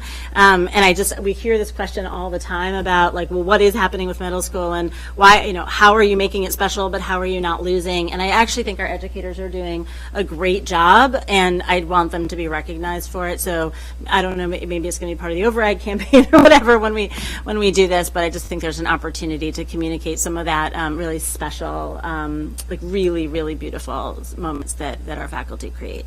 So I just want to say those couple of things. And then there's lots more that you'll see when we look at schematic design. I don't think he's going to have every door drawn in schematic design. We're still drawing doors on the high school project. That's why I didn't give Ms. Chalupsky a real clear answer. Okay. There's definitely doors between classes. Yeah, I mean, for sure, yeah. I'm a little too deep in the weeds on that. No, no. Sorry. No, but we will have, I just don't know if we're going to have that by then. But at any rate. You probably will not see those doors, just so you know. I think it's actually code Yes, it is. requirements. Sure it is. To warn you, you may not I'm see sure it that. is. Yeah, I'm not sure it is in the code. I don't know. Because oftentimes I'm not sure it is, because oftentimes in the buildings where we've done renovations, we've had to tell the architects to do that. So I'm not sure, huh? Okay. One other thing about extended day, because Abby is such a fixture at the school, she comes to all of the community sessions and everything. She really is important there. And I will also note that one you'll see in schematic design, because we had this discussion at the Driscoll Building Committee meeting, level, is different uses of the building and how, like in the after school hours, like what will be walled, locked down, and where will there still be access for the extended day kids. And at any rate, so that has been so they're going to show us, here's what what it will look like during the day, here's what it'll look like after school, here's what it could look like for a special event if there was a performing arts event there. So they're going to show us those different kind of building operational modes, that's what they're called now, operational modes. Anyway, but extended day is sort of right in the mix there. So that really will help us, because we had these same conversations with Baldwin School, as you can imagine, and so they know that we're all thinking this way, and that actually will help both schools, I think. If I could, I just want to give a plug again on page 17. Science talks about outdoor classroom space, using that as a learning space. I think that's a really great idea for science and all our kids. There's been really robust discussion about that, because Victor Kuzmin, who is he's a landscape architect, he's the gardening maven at Driscoll, he's a parent, and he's also working with parents district-wide on the gardening plans and proposals. At this point, I think there's just something that's actually important for the committee to hear. So I think there are different levels of different levels of ambition of how robust our outdoor classroom, garden, etc. will be. We all know, gardening is not part of our core curriculum, and we don't have resources allocated to that. And so one of the questions is, so right now it's being entirely supported by volunteers, and so one of the questions that's coming up and will come up in the design review committee more specifically is, to what extent do we allocate expensive, spend money on things like sheds and gardens and whatnot if they're not part of the core classroom, if they're only dependent on volunteers. We do have the benefit of having some really wonderful, experienced volunteers in this community, in particular Frank Caro, who has worked with community gardens around town. Many of you may know Frank. And he works with the Brookline Community Aging Network, and he was the chair of an advisory committee, and he wears lots of hats. But at least one of his hats is gardening, and I think he has a lot of perspectives around where it's great for the community and volunteers to partner with schools, and what the real limitations of that are, and what happens when the volunteers fall away. So I think he's seen multiple sides of that. So he's a great resource for us as well, just as we think about how much money we want to spend, kind of building a tricked out garden versus something that if the volunteers went away in 5 years, what would we do with that space? So anyway, it's just worth. And it's not just gardens; it's just the nature and general bugs and rocks and all kinds of things. Well, that we're doing. Yeah, Yes. so That, that's- I mean, well, I outdoor I think also, landscaping. For the new company. understanding how things are going. I mean, it's so soon with Coolidge Corner School, but we did make those investments in facilities there with at least, sort of the raised beds and the water, and there is some shed and everything. And it's not a huge piece, but it's obviously a big piece of, it's a chunk of land, and Yeah, it'd be good to know I think we where have to, they're going. find out how it's going.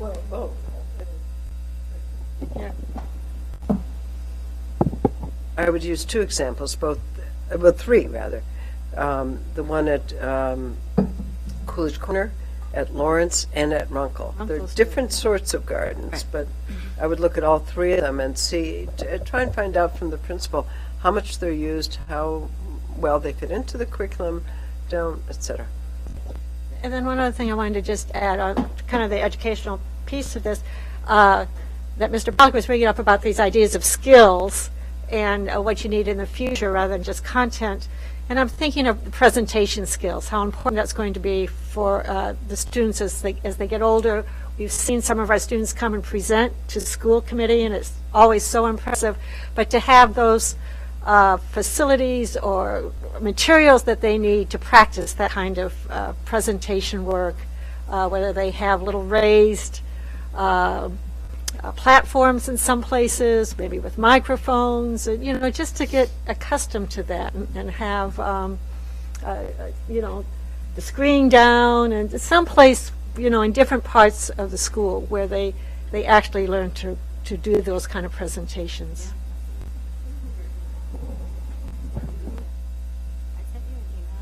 No, here's why it's relevant. I sent you an email of the Driscoll stage and what it looks like right now, and you can see children basically falling off of it because the children do not even fit on the stage to do what Ms. Fetish did. I just sent it to you. I sent Mr. Lemus a few pictures from a couple of recent events at the Driscoll, in the Driscoll Black Box or whatever it is, just to that point, and like literally the children are spilling off of the stage because they don't fit. And so to your point about presentation skills and having appropriate spaces for them, you can see, you'll be able to see what And, the they need can is. start quite young. Yeah. I mean, get up there but it doesn't have to be a big stage. You could have certainly a big stage, but you could also have smaller areas. There they are. So you can see the music stands are actually on the floor because children do not fit on the stage. They're spilling off of the stage at their concert. And then the other one is the children hanging from the rafters during, and right above it, yeah. So that's like a picture of literally packed in like sardines into the space, and that's all the way around, just to give you a sense of the space that they're currently trying to do these presentations in. So the importance of presentation skills are on page 3 as well, just but they should be noted throughout, and also a very important part of certainly 21st century. That space looked like this when my children went to school there, and there Half the were size. half as many children in the school. So just when we decide, this is Driscoll at a 3-section school, just so we're clear. So when we talk about, right sizing spaces, this is a 3-section. All right, so do you have a motion to offer the? So I'll move the education plan with the same sort of caveat as we've done with the others, which is that this is sort of hopefully a living document, and typos will get noticed, and when as it evolves, it will evolve. So we're not going to re-vote every, sentence in here, with the exception of Ms. Scotto's edits, which makes sense. So I will, not quite the letter of the education plan, but the overall direction and the thrust of it. So I will vote that, or I'll move it. Do we have a second? Thank you, Ms. Fetterspiel. On the motion, all in favor? Thank you very much. It is unanimous. Thank you, Mr. Lummis. We are on to the preliminary fiscal year 2020 capital improvements plan for the school department. Deputy Superintendent Dunn.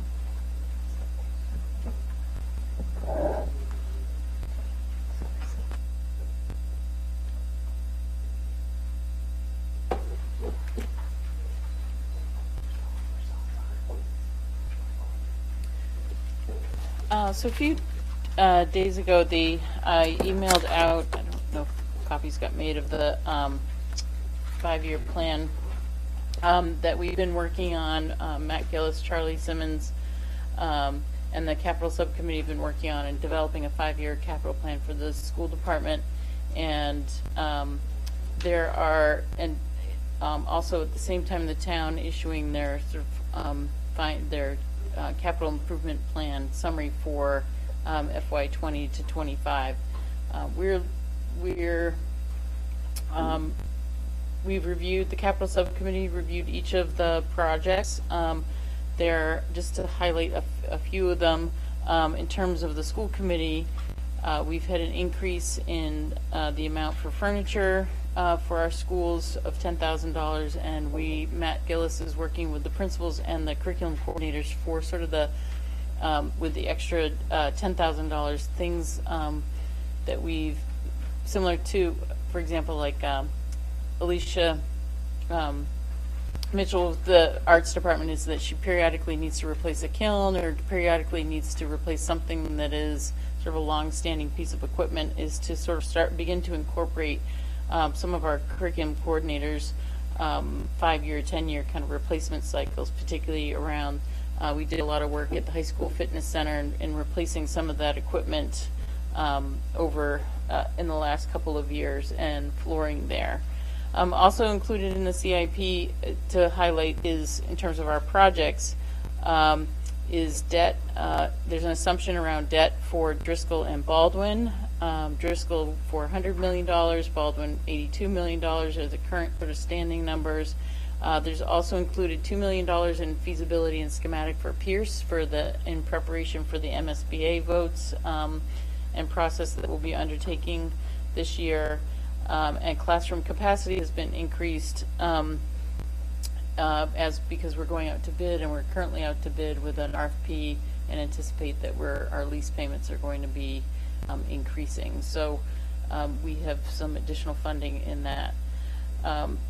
Charlie's programs have continued to be funded. We have also funded the mini CIP projects, and there's details in here with regards to where those funds are going. So that's the mini CIP is a group of sort of deferred maintenance types of projects driven by the principal requests.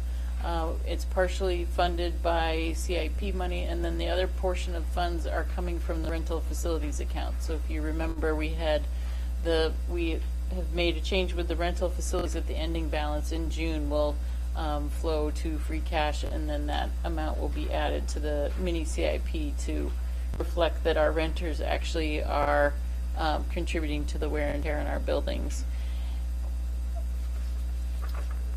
One of the pieces in this document that will be a future discussion item for the school committee as part of the FY21 to FY26 CIP is discussion of prioritizing the Lincoln, Heath, Baker, and Lawrence playground renovations. They are due. They need to be submitted from the school committee to the CIP to get a placeholder into the CIP. And then once there is a placeholder and funding identified, we would be collaborating with the Parks Department and to actually have those playgrounds actually get through their renovation process. Typically, the playgrounds have been renovated for the school that are under the school committee are renovated as part of a building project. But given that other than Baker, Lincoln, Heath, and Lawrence are not really scheduled for a building renovation or building project in the next 5 to 10 years. Baker maybe 10 years out just for, but we as a school committee will need to prioritize those and have those get into the CIP so that they have some visibility. Currently, they're not included in the 20 to 25 CIP.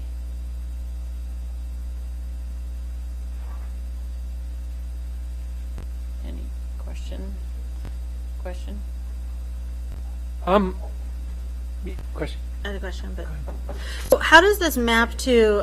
First of all, thank you for pulling this together. I think it's just important that we see this, so I appreciate that. How does this map to the work that Dr. Connolly and Mr. Gillis were doing to sort of do an inventory of all of our buildings and what was needed over the next number of years? Do we feel like everything in there is in here somewhere, or kind of where are we on that? So in the draft document, we have included under the classroom capacity section a summary table of each of our schools, the population, net floor area, original construction. You're looking at the summary from the Am I looking at the wrong thing?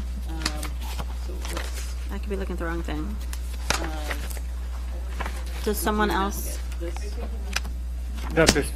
Not tonight. Emailed, but I'll pull it up. Go ahead. Sorry. So I'll just give you a page when you get it. So page 11 will give you a sort of a sampling. We're in the document we sent is sort of the draft of what we are hoping with the FY 21 to 25 is. So under Baker School, under classroom capacity, we would begin to start putting into that section some of the classroom capacity issues. One of the first pieces I have as a note for the 21 to 26 CIP is under the high school is to begin listing what is not included as part of the high school project so that those don't get lost. So currently the quad is the poster child example, where the quad is not going to be renovated or anything. So there's certain things that we as the school department and the school committee need to make sure that we continue to advocate, and so this document is to serve as the institutional memory and log as we have a variety of transitions, and also as Charlie is doing work, that this is what we've had Charlie agree to do, and he's doing it, and we can sort of make sure that that funding, we all know we're all on the same page, town meeting members are all on the same page, and so the work that we say is going to be done, and then we see is done, is we see its origination through the planning process, through the funding process, and then through the execution process. So this document's kind of our beginning stage of achieving the 5-year CIP, and eventually, it's going to hold a little bit more than 5 years because we're going to start. We would naturally start putting in things like. With the new buildings is when does the roof need to be replaced, and sort of get some life cycle charts into this document also, so it's comprehensive. So we are using all of that information that was generated by Matt Gillis and Joe Connolly to feed this. So just last question, given that historically Charlie Simmons has gone directly to the principals, if we're trying to sort of aggregate some of that, this is something I know the principals saw and were part of during the process with Dr. Connolly and Mr. Gillis, but is this going to go through the principals also so that they can say, yes, these are our biggest needs? Yes. Okay. Yes. Thank you. Thank you for this. On the playgrounds that you mentioned, you mentioned getting those in here, which is great. How does that happen, and what is the sort of how discretionary do we feel it is from your perspective, or what's the likelihood that those actually will make it in the final CIP? I know it's hard to prognosticate. I'm just trying to understand, is there a chance that they won't be in the final CIP? So there's a chance that they will be tagged Out years is future years. If you look at this sheet, this ugly tiny sheet, I shouldn't say ugly, but very tiny print sheet, you'll see a column future years. We want to make sure we see school playgrounds and future year dollars, so that they're not, what's happened with these particular playgrounds is they haven't been anywhere. They're not on they're not on the funding radar. And so part of it is getting them embedded into this cycle, getting them in, at least having them show up at future years, and then advocating as CIP funding is available, what's the prioritization of the school department, school committees, CIP dollars and allocations, and if there's a priority of a renovation of one of these particular playgrounds over, another town-related lot of juggling and rejuggling of projects that happens in this process. But if you're not actually listed, you don't get to play. So it's a piece where making sure that we are diligent about what do we need to make sure is being highlighted. So, for example, Charlie takes care of sort of building envelope, but we need to make sure we are taking care of sort of the external portions that aren't under the control of the Parks Department. So we still have ownership of the quad inside the high school. We have ownership of the 4 playgrounds. So if we're not advocating for them, nobody else is. So it's just a matter of getting them visible. All right, I'm not sure I fully understood that in terms of the relationship. What's the reality of them being tagged as future years, and then, so I guess what it sounded like is, at worst case scenario, we expect them to be tagged as future years, and there's a possibility that one or more may end up before 2025. If I have heard from members of the community who feel that they're being hard done by our building projects, and not having these playgrounds looked at. Some people feel like they were on, their particular schools were on track to be renovated, and that they were bumped. Whether that's true or not is we don't have to debate that, but that's how it's being viewed by some people in the community. So to the extent that we can get some of those playgrounds into some aspect of the CIP before the future years, that is something I hope we can try to do.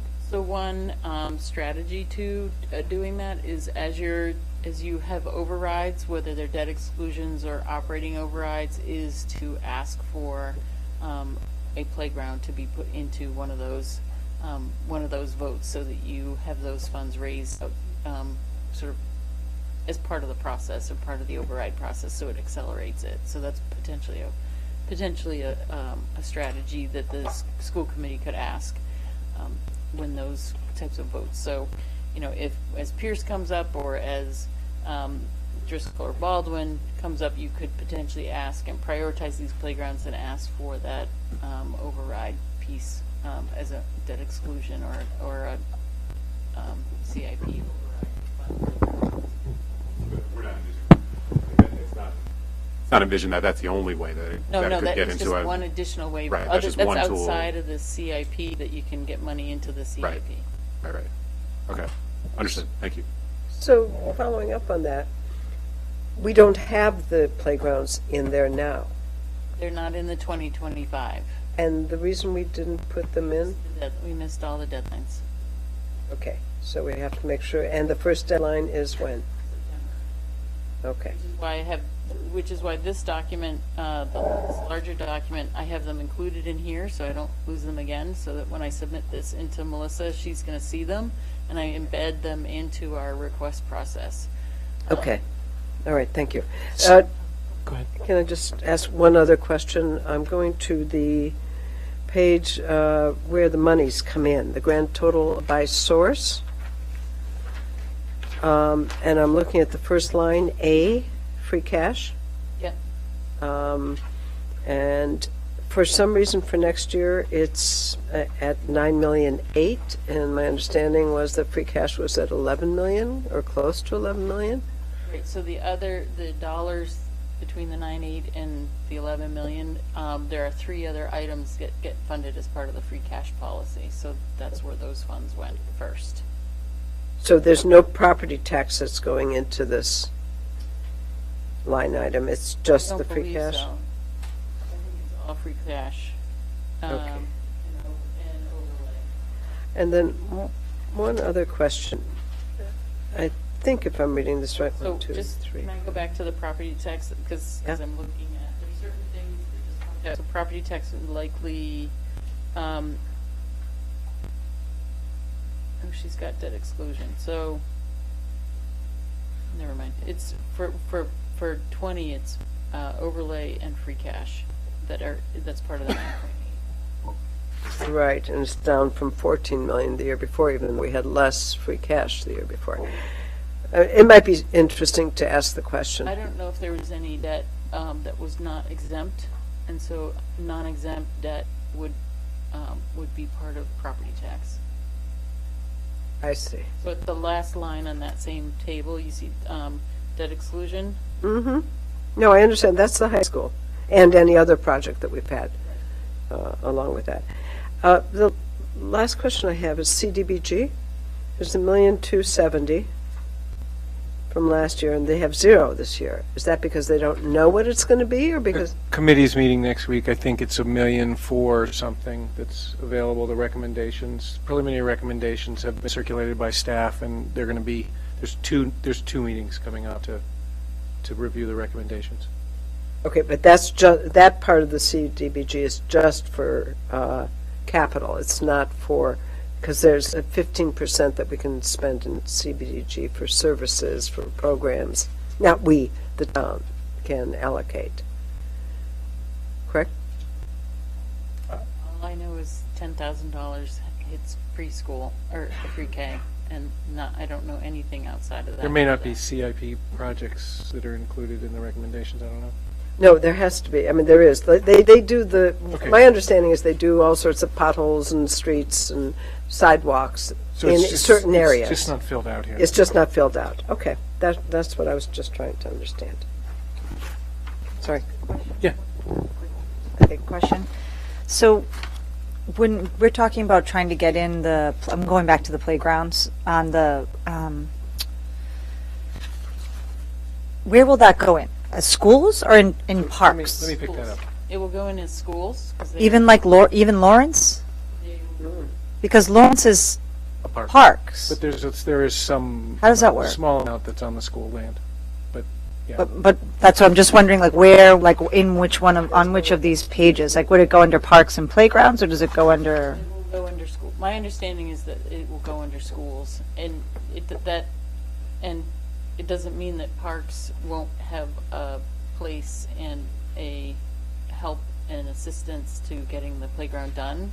And it won't, but it will be a school. It will go under schools. Meaning we have to Town add. buildings are underneath. Let me take this one up. Let's sequester Longwood Playground and assume that improvements to Longwood Playground will not go under schools. That's a park.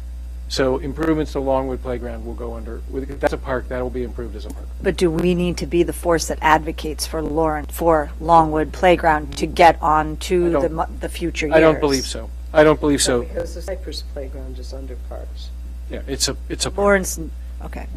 So I kind of want to take this up a level, and to a certain extent, I'm going to be repeating something that I've said many, many times, mostly in Capital Subcommittee. But if one looks very carefully at the school's CIP for fiscal year 2020, one will find that the expenditures largely fall into three categories. There are the kind of Charlie Simmons budgets for masonry, roofs, security. Those are maintenance. Those are capital, but they're in the category of just we own 76 buildings and we have to manage upkeep because eventually entropy reigns and we just have to fight against it. This is not programmatic. This does not come from from the principals, the teachers, the parents, the kids about what are the programmatic needs of our schools. The second category is high school, Driscoll, Baldwin, giant capital projects. And then the third category is this oddly named line, classroom capacity. Now, classroom capacity used to be something closer to classroom capacity. I mean, it used to be monies that would be the superintendent, the deputy superintendent, Charlie Simmons, would work with the principals to meet the programmatic needs of the buildings, and there was money to do that. But today, that just pays the rents for BEEP, for the offices on Webster, and for Pierce Loft. So it doesn't meet program. It doesn't fulfill our program requirements. There is nothing, and then there is a one that says school rehab upgrade, $198,000. I don't know what that is, but maybe there's something. That's the mini CIP. So, but that's like for painting and stuff. I mean, there is a mini CIP, but it really doesn't allow us to do things like expand a nursing suite when we hear that we need to expand a nursing suite in a school. I'm finding myself, kind of astonished that we're having a sort of like an earnest conversation about what I was told was $17 million of playground improvements, and that's the conversation we're having about program requirements for our schools, for our existing school buildings. Because I am perfectly willing to have that conversation about meeting the programmatic requirements of our schools, but not about the playgrounds and nothing else. I mean, I'm just losing it, right? Like, if we can't talk about and fund and get into our CIP the things that our principals are telling us we need, I mean, playgrounds are really important, but is like that, I'm perfectly willing to have that folded into the conversation about program requirements. That's great. But I'm not willing to say, oh, how are we going to get to our playgrounds when we're not getting to our buildings, except in the major projects, and not doing the things that our principals are telling us. So I think this is long-term. This is next year's work for the capital subcommittee. But I think that the classroom capacity number is like no longer useful. And we should be calling, I propose we call that program requirements. And that we need a major CIP line that is just our bucket for program requirement. And the playgrounds can be in there, and the nursing suites can be in there, and the guidance suites can be in there. And the things that we need money for and to fight for in the larger town CIP that are programmatic, not repointing masonry or, you know, replacing windows every 30 years or whatever. They need a place, and then they need to be completely listed out. And the reality is that as soon as we suggest them in, they are not in the 5-year plan. Like they are that's where the 5-year plan is like fully spent every year. So there's the 6th year next year, and we can fight to get into that piece, but it's all already chopped up, and it gets re-chopped up every year. But it's, you know, like the dollars that are available over 5 years are already all, people have chips on them. So we got to get in this game because we're 6 years out to be in the game at all.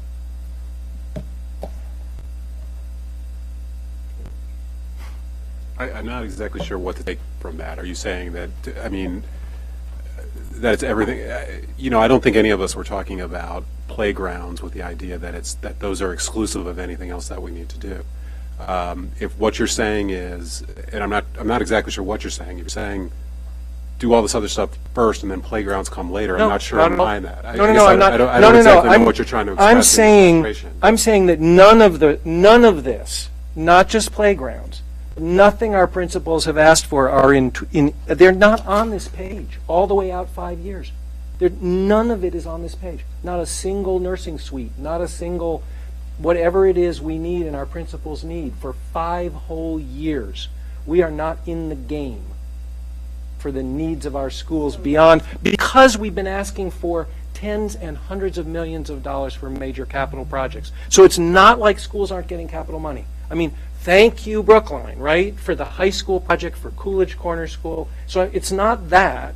It's that we need to do the little things in the buildings that are a decade or 2 decades off, including the playgrounds, and we need to get all of that listed out and presented to the community, including the playgrounds.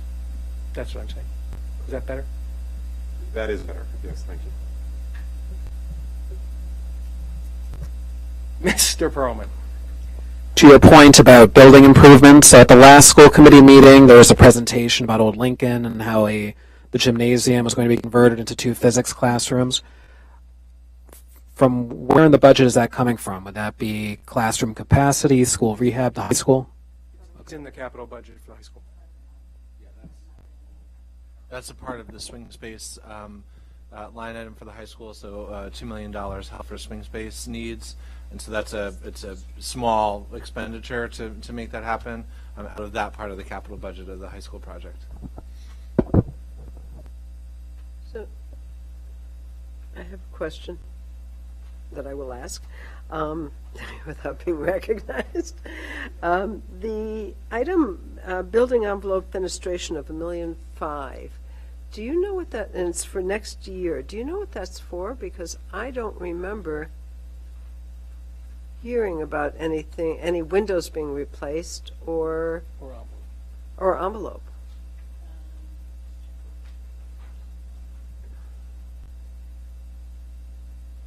There may be a start. to, some monies for, Or not, or again, if it's maintenance of the building envelope that needs to happen, Baker, Main Library, Public Safety, and Sewell Rec are the ones that are tagged for FY20. so is that like masonry repointing? Baker Public Library, and what else? Public Safety and Sewell Rec. I think it's masonry So repointing. this is, so part of this document, I want to be able to take what Charlie gives us in those spreadsheets and charts and make them school-centric, make it school-centric so that this document actually has exactly what Charlie's doing for Baker and have it be that way. So we're currently still trying to translate all that and land that in this document. I think the Because problem I with think that we is have they to- go out to bid for all the projects because it makes sense, so it's hard then to, separate them out. I'm not talking about separating them out in dollars. I'm talking about separating them out by projects. So specifically, what is happening at Baker? So if Baker is mentioned, a school is mentioned, what is specifically happening at Baker, and has the capital subcommittee weighed in on that? Right. And is that your priority? And for example, the next school in there's no work scheduled for 2021. FY22, Lincoln pops up. Well, what's the plan for Lincoln? So in terms of Charlie's planning, is this? I have found that some of the narratives are not clear in terms of being specific enough to what is happening with the school department. So I can say to the building principal, at Lincoln, 2022 is when ABC is happening. And have that be a clear document and actually be able to track any changes to those agreements from one year to the next. I would like to see more information specifically about each school-related project in one place and one location. We've had these conversations with Charlie and the capital subcommittee. Right. And then translating that out to larger population, larger group and community members we're just trying to make clearer to demonstrate some of the great work that Charlie does and actually broadcast that sooner and give him credit for the work that he's doing ahead of time, and so that we can then plan around that.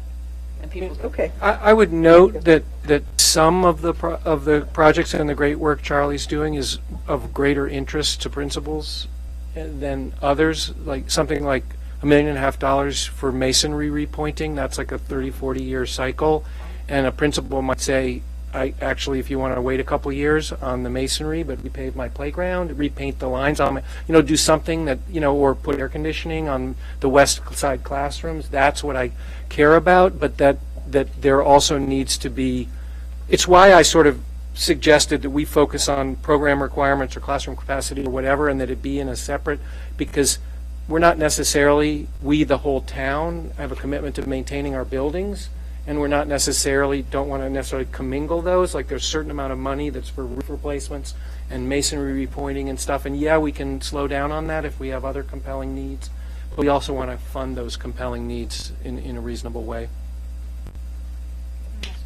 Yeah, sorry. So how do we get on the chart? How do we get those on? Capital Subcommittee. We're going to have to work. And there's a lot of work that's been done. Summer reading. There's the work that, this started, Ms. Dickoff rolled it out with the first question in this discussion, asking about the good work that Joe Connolly and Matt Gillis did. There's a lot of documentation in there. I think it's just sort of gathering the stuff into but these things actually need to be built out of that. There's also work that the superintendent, deputy superintendent have done in 2018 with new interviews with principals that also identified, some of the stuff that was presented last year of suboptimal spaces. So we just have to get it forward. One other short observation, which is that the Advisory Capital Subcommittee is meeting, you were saying it earlier. Oh, that's the meeting I have on the 28th. Okay, so it's February 28th, and so, we think. And so even just going there and signaling some of this, messaging that next year, these things are not in here now, but next year we are working on them. So the meeting on the 28th is with the Polk Building Division section of the capital subcommittee. Matt and I are going. I just want to follow up on one other question. So if we don't have to advocate for like Longwood Playground, why isn't it on at least the future years. Like, it's not, that's not even on the map either. So I just like, so if we don't need to advocate for that, like, why isn't it on here? It should be. It has massive drainage problems and hasn't been done. It was part of Erin's presentation when she came to us, along with other playgrounds like Lincoln and Baker.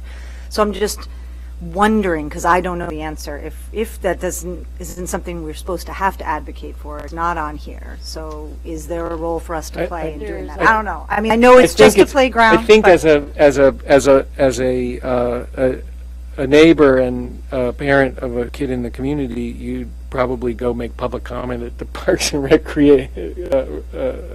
Recreation Commission or something. I mean, if it's like you could ask a question, where's this in your CIP, and how do you understand the needs for improvements to this park in relation to others?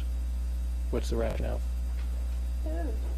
I mean, interestingly enough, the Boylston Street Playground is scheduled in here, and some of it is sometimes because of the amount of the money that it will cost to redo a playground. The Longwood Playground, to do it right and to do the whole thing, I mean, it was done when we did, how long ago was that when we did Lawrence? Nobody here remembers, do they? Well, it was early 2000s. 14 years ago? At least 14 years. So it was done then, and there was drainage put in. You know, whether it's working or not is another question, but so some of the, just for people's knowledge, some of these projects get in sooner because of the dollar amount. The dollar amount is smaller, so you can fit in a couple little projects sometimes when you have a little bit left over. Whereas a big project you have to really plan for, and that's sort of, to some extent, what's happened also with our projects. You know, we have these big projects that we've done, and we've done a number of them recently.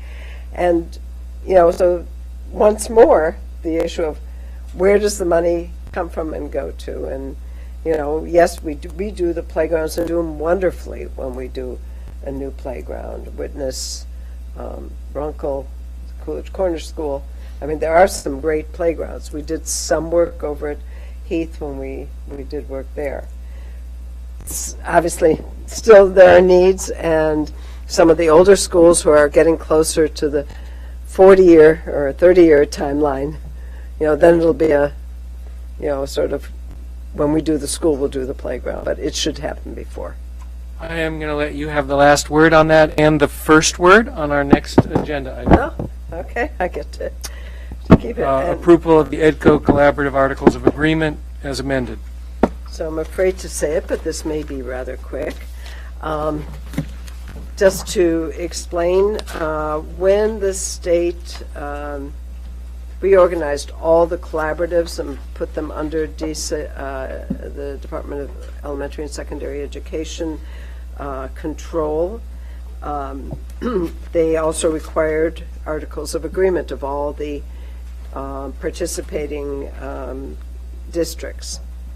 And so this body here voted the original articles of agreement, and from time to time there are amendments to these articles of agreement.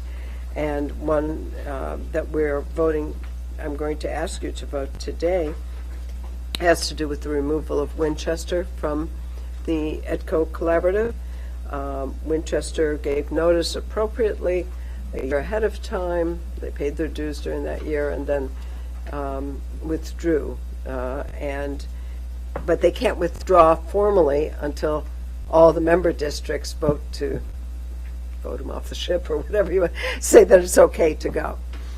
So that's part of what the articles of agreement that I'm going to ask you to vote on, the changes. Also, some are just housekeeping, additional wording. Some is things that the recommendation from the commissioner has in there. They're sort of minor things. I think the most important one has to do with the Winchester schools leaving, and this additional wording, or which were the responsibility of the collaborative when that member school committee or charter school board became a member. So that refers to EDCO, for instance, we took on the responsibility of this new building out in Bedford and are paying rent. We did renovations and are paying rent for it. And there's a responsibility. If, for instance, EDCO were to go under and the landlord would still have to be paid, the communities would be, charged for it. So any member who leaves and was a member who voted for whatever that was at the time is responsible then for the cost of that if things go south. Does that make sense? Sort of? So Winchester, even though they're gone, and Wellesley, two communities have left, Wellesley and Winchester, in the last 2 years. Wellesley because both of them because they belonged to other collaboratives too. The cost was higher at the time when they left. Since then, EDCO has reduced our fees in half.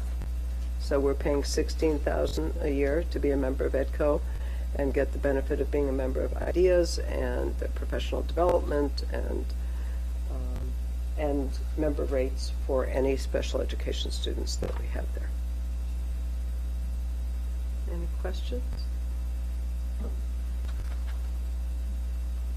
No? And just so everybody knows, I think everybody here knows that Nadine Ekstrom, who worked here in Brookline last year, is now the executive director at EDCO and is doing a fabulous job. She's been very entrepreneurial and looking for opportunities to get grants for EDCO. One that we're applying for has to do with a substance abuse program that EDCO would run in collaboration with some other mental health organizations for high school students, or it could be middle school students too. It doesn't have to be high school. So things like that. But so maybe are there any questions about what I'm asking you to vote tonight? I'll move it. Somebody second. Thank you. All in favor?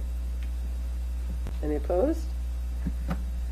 And as my responsibility as the EDCO liaison, I will be sharing with you quarterly the EDCO report, which I have a little bit failed to do over the time recently. So, and that'll help you to know more about the programs and what they're doing. Okay?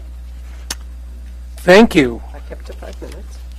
Perfect. Mr. Simon, we are on to your report. Andrew, it's for you. Oh, yeah, sure.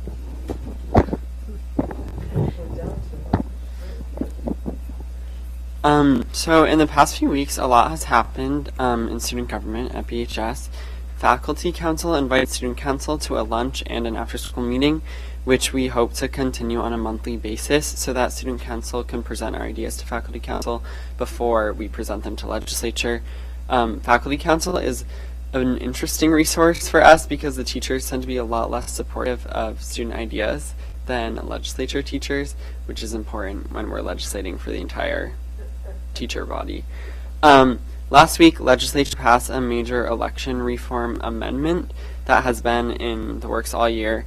The amendment now has to be approved by 2/3 of the student body and 2/3 of administrators in order to become a part of our school's constitution, which presents another challenge of how we are going to get 2/3 of the entire student body to vote by the end of the year. So the amendment changes the time of elections to the spring and also introduces a campaigning period for elections and a number of other things as well. For our next project, our Committee for Constitutional Reform has already started another amendment, and then also Dean Alexander is presenting a substance abuse policy bill to address vaping at BHS. I'm hoping to pass that as soon as possible because it's already been vetted by all deans and administrators, and it's modeled after policies at other public schools in Massachusetts, and it's a relatively pressing issue. Lastly, Student Council is considering a bill that would require Student Council and Legislature to meet more frequently. Currently, each body meets for 40 minutes every other week, which is a very, very short amount of time. And there are a lot of concerns about student conflicts and teacher commitment if we pass this bill. But personally, I think it is a necessary and long-awaited change. Any questions? Could you just explain how the voting happens? I mean, is it like on one day, or is it a period of time, and is it electronic, or is it ballot, or? Yeah, so we vote in one day during our meetings. Yeah, so there are some rules. I think we need 2/3 of the body to be there and simple majority for legislature at least.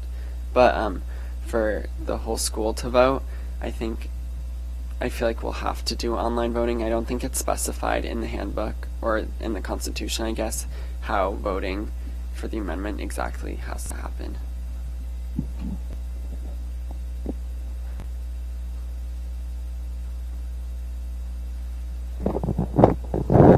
This is on another subject, but I know we've been really good in basketball. I'm wondering how the team has done lately. I'm honestly not entirely sure. Oh, okay. Sorry.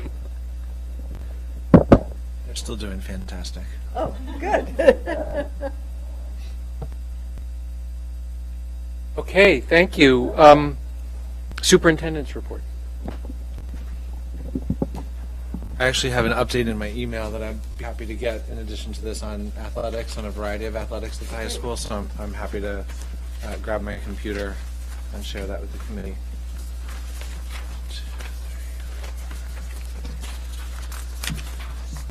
So the brevity of the superintendent report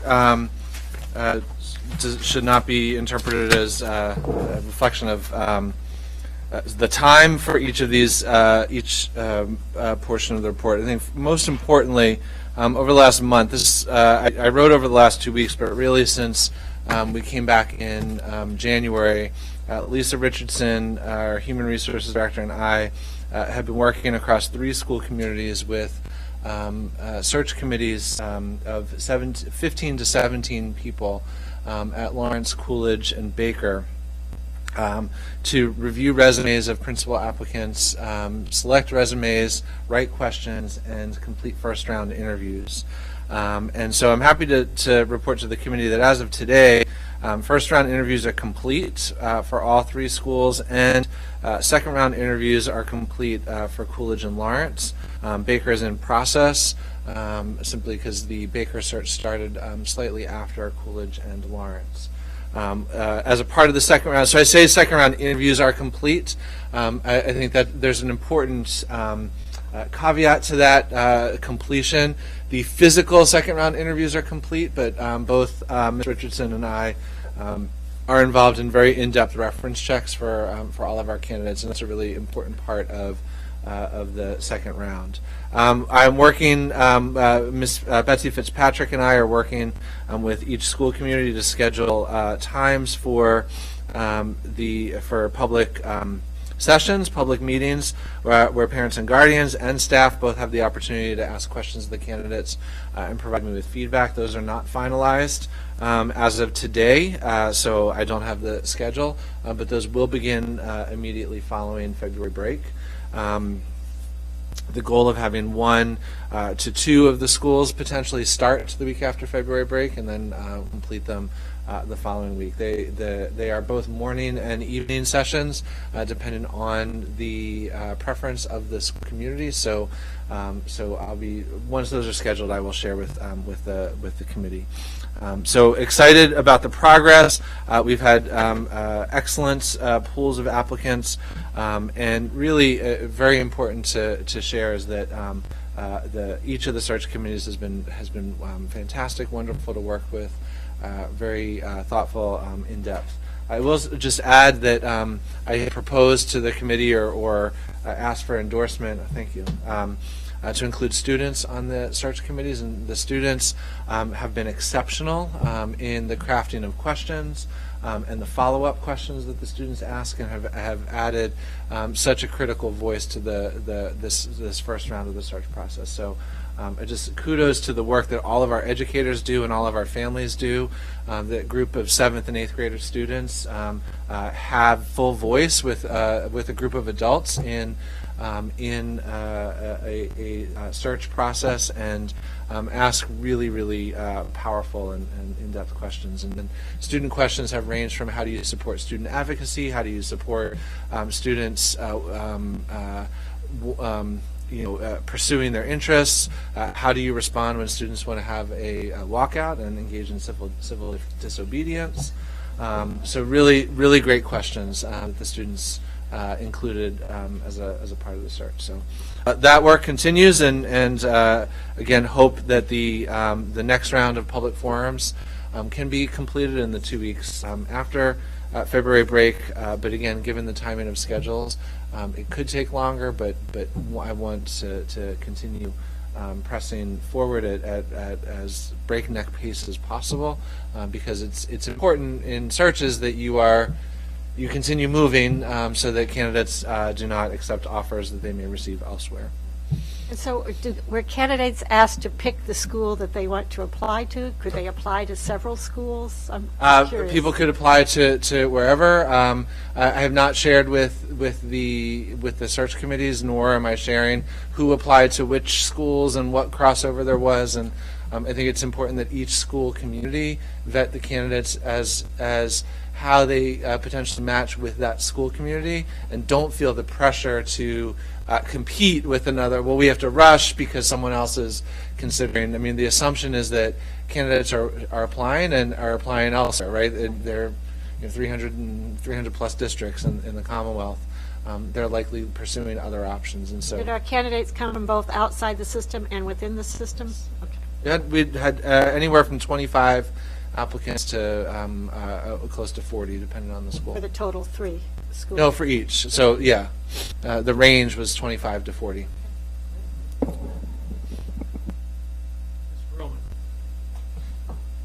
What is the timetable in actually selecting a principal? So by the time the public forums are held, all of the interviews and all the reference checks have happened. So after the public forum, it's the time I need to review the feedback from those public forums and then make a decision. So relatively quickly. I won't announce anything until a contract is secured with a candidate, but certainly by mid-March, if not earlier, for public announcement. I just want to say thank you for getting this out earlier rather than later. I think that you get your best pool when you're doing it at the time when the candidates are expecting it. So thank you for getting that done. And it is. I'll repeat it. It has been a real pleasure working with each of the search committees, and we've spent a lot of time together. Each school is, first round is anywhere from 15 to 22 hours together working on it, and for the committee members, more time for reviewing resumes. So it has been a real pleasure. Space hasn't always been easy. And a special thanks to the librarian at Baker, because Baker is a hard place to find space outside of the school. It's easier in here, or for Lawrence, it was easier to find space. So a very special thanks to our fantastic librarian at Baker. High school transition events have started. 2 weeks ago, you got an update from a number of folks from the high school, Mr. Meyer, Mr. Mason, as well as updates and information on the history course. So this week, we had our first 2 big events. So Monday night was curriculum night. So for the first hour of curriculum night from 6 to 7, it's an opportunity for students with individual education plans to meet with our special education staff prior to the curriculum night, where each department presents the curriculum and information for rising 9th grade families. Incredible night, incredibly well attended, and that led into today, where all of our 8th grade students travel to BHS. And so if you passed BHS this morning around 9 o'clock, there are a lot of buses outside.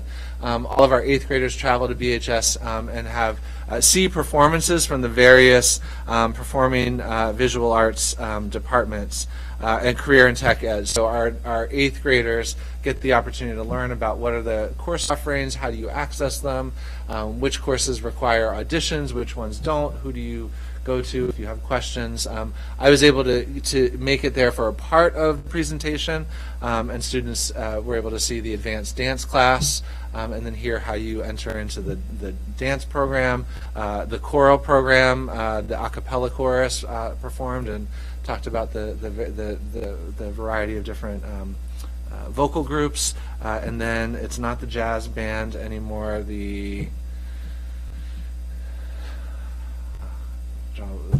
what was formerly the jazz band. I will get the correct name, and then I had to step out. But high levels of engagement of our eighth graders. So really, just a great way for students. There's 2 more events after the February break at the high school. One is 9th grade students. It's in the auditorium on a panel presenting to 8th grade students and their families about the high school experience. And then there's an athletics night. And then also a reminder to the committee that the week of March 17th, the 19th, 20th, sorry, the week of the 18th, on Tuesday, Wednesday, Thursday, the 19th, 20th, and 21st, the high school is going on a road show to talk about the high school transition, specifically the use of Old Lincoln School during the construction project at 3 different elementary schools around town. There'll be a session at Coolidge Corner, one at Pierce, and one at Baker. And so I'll make sure that you get reminders of those sessions as well.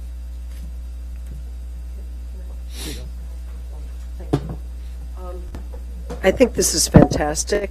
It seems like you're really getting on top of it, and the feedback that I've heard has been very positive. One question: is there going to be an evening day for parents to come visit and students to come visit the Old Lincoln School? I know some students know it very well, but others don't know it at all. So we will get to that point. There's actually a fair amount happening in Old Lincoln, specifically in the gymnasium with Closed in the Wall. And so I was actually in Old Lincoln yesterday, and there's just sort of a lot happening. So when it's close and ready, yes, but not yet. Closing the epic wall that will close one time and yet again. It's on its way.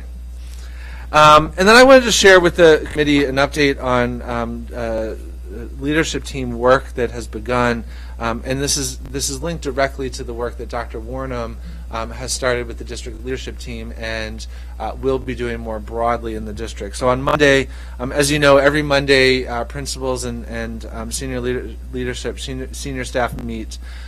Typically those meetings are from 3 to 5. Once a month it's all day, so from 8 to 3 or 8 to 3:30. This past Monday was an all-day session, and Dr. Warnham led this session.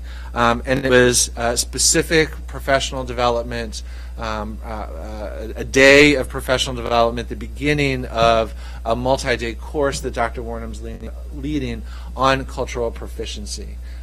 So a common understanding of cultural proficiency, what culturally proficient teaching and the leadership is, what it looks like, and how we support cultural proficiency in our schools. And so this was the first day, again, of what will be a multi-day training. Dr. Warnham will be starting the same professional development for our vice principals and our special education directors. The only reason we can't do it all at once is we can't have principal and vice principals out of school together. So we have to stagger it. So Dr. Warnham will be starting that session following the February break, and Dr. Warnham will be starting launching sessions this spring for up to 75 educators to take the same cultural proficiency professional learning opportunity. So just I asked Dr. Warnham to share with the committee sort of her words, what her vision is, and so it's here. Through this work, participants connect identity development and belief systems to academic engagement and achievement. These understandings will help participants develop the skills needed to promote cultural proficient classrooms and schools. Cultural proficiency is an approach for responding to the environment as shaped by its diversity. It's a model for shifting the culture of an organization, and it's a model for individual transformation and organizational change. I also want to share that Dr. Warnham, in partnership with Lisa Richardson, with Dr. Gittens and others, is very aggressively pursuing pathways, the development of pathways to support our paraprofessionals of color in securing licensure. And so there's a number of, most recently, in fact, just yesterday, while Ms. Richardson and I were at Baker conducting principal interviews, Dr. Gittens and Dr. Warnham went to a conference to learn about pathways and funding streams to help support paraprofessionals, specifically paraprofessionals of color, in securing their teaching license. So Dr. Warnham has surveyed, sent out a survey to paraprofessionals, has received a number of responses, and we're very aggressively pursuing the development of this support and this pathway for the district. So much more to come on that for the school committee in the months ahead. The second part of the day was the leadership team. Dr. Sheldon Berman, Shelley Berman, who's the superintendent of Andover Public Schools, and who's really a recognized leader in the field of social emotional learning, SEL, came and presented to the leadership team. Dr. Berman, as well as Andover and Brookline, are a part of the Excel network, which I shared with you in November, an update of what the Excel network is and what Brookline is doing as a part of it. And so Dr. Berman discussed the activities of the Excel network, highlighted the many benefits of SEL instruction, how SEL impacts achievement, college retention rates, increased employment, lower levels of aggression, depression, anxiety, and substance abuse, and his experience as a superintendent for many, many years, many more years than I have at this point, what he has seen as districts have worked very systematically and deliberately on social emotional learning. So we have a team of people led by Dr. Litas, the Director of Guidance and Clinical Service, working with a group of educators as a part of this network to really create not the vision, but the how. How do we achieve our vision of incorporating and embedding social emotional learning in the day, ensuring that there's time for it, and what are the professional supports that need to be in place to be successful, within many of the structures that we already have. One of the things that Dr. Berman spoke highly about was morning meeting and the power of morning meeting to impact social emotional learning, and we have morning meeting in our K-5s. And some of the resources that we have available and that are used in many of our classrooms are resources that Dr. Berman highlighted. So that was both affirming of the work that has happened over many years in Brookline, and encouraging that there's a lot that is happening.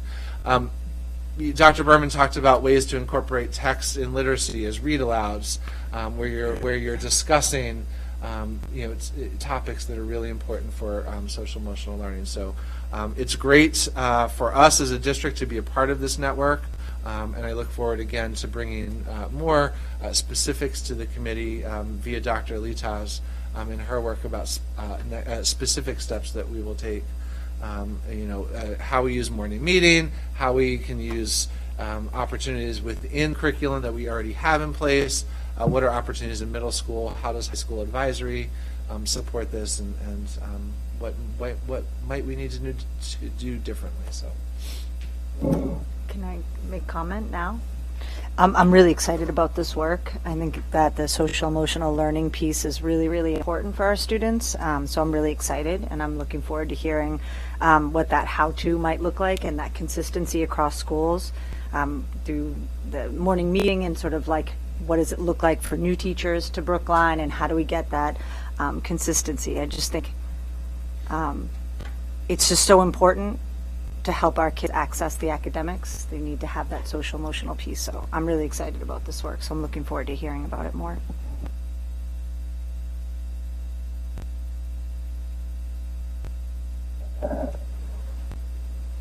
Related to that, I was speaking to a staff member at a school the other day, and she was commenting that they use responsive classroom, which would include morning meeting, but she was concerned that the new faculty had not been trained And so while the teachers who have been trained are using it with fidelity, she's concerned that there are opportunities for our new teachers to get on board and to learn that, which of course is always a challenge when you bring new people on. But Absolutely, that is a part of what we're looking at, and how do you responsive classrooms are really intensive training. I mean, it's the initial training is 4 days, and so how do you both maintain that, and how do you make sure that new people are trained and supported? I think what's powerful about the link between the cultural proficiency training and the SEL is that they go hand in hand, right? As we are culturally proficient, we are more responsive and are able to support social emotional learning. And Dr. Warnham and Dr. Litas are approaching it from that, sort of how is it hand in hand, not two separate things, but how does this work really merge? And in that, what are the professional supports that need to be in place? How are funds allocated to support that? How do we allocate professional development dollars and time, really the most precious and most limited of resources, to make that happen?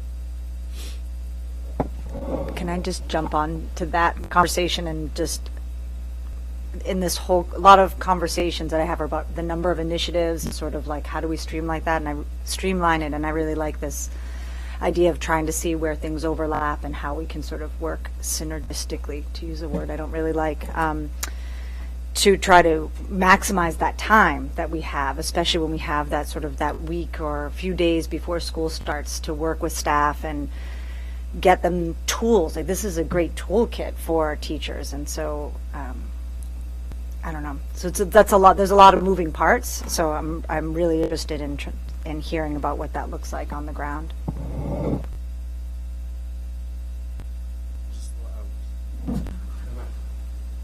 I was going to say something else. Okay. So first of all, thank you for this. Just echoing my colleagues' comments about social emotional learning. I mean, the one thing that strikes me is that when we were talking about the wellness curriculum and the renaming the wellness department, a lot of these issues were also raised in terms of just whole child stuff. Anyway, so I guess what would be helpful is when Dr. Burnham sort of puts this together with the kind of climate and culture pieces and the cultural proficiency pieces, and I would assume our anti-racism, professional development, there's also just the side of this, which is the wellness side of this, because all of it, I mean, especially like how we use advisory or how we use some of these times, I think it would just be helpful to have a holistic view of how those fit together, just because that was at least part of my understanding of why she wanted to change the name of the department and have, in one frame, guidance counselors, social workers, physical education, mental health, emotional health, anyway, that was all in one frame. So anyway, I would just encourage that connection to get made, because I think otherwise what will happen is it will seem like we don't have any money for this, when in fact we actually are developing like a ton of stuff. We actually have a lot of teacher time spent on it and a lot of money being spent on it, and it may just be a reimagining of how that time is spent rather than one more new initiative that we're trying to roll out on top of everything else. So this all sounds like the right content. I guess I'm trying to fit it into the other conversations we're having, and so that would just be helpful when that's ready. And I really appreciate the point. I had neglected both in my write-up and in speaking about this that Dr. Litas and Dr. Bozeman are attending and leading the work together through the Excel network. So they're both very deeply involved in it, and a very unfortunate, and I apologize for the omission of Dr. Bozeman's part in that.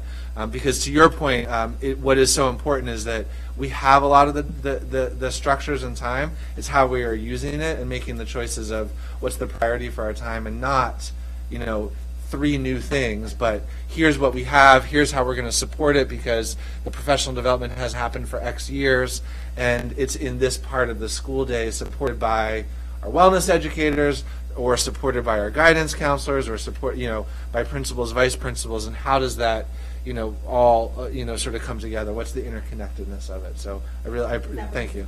Yes. Okay. Yeah. Thank you. We are on to sure. Let's have a basketball report.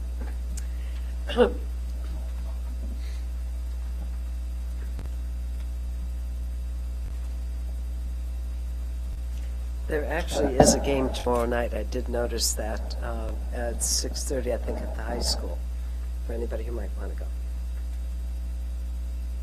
And take their kids. Or grandkids.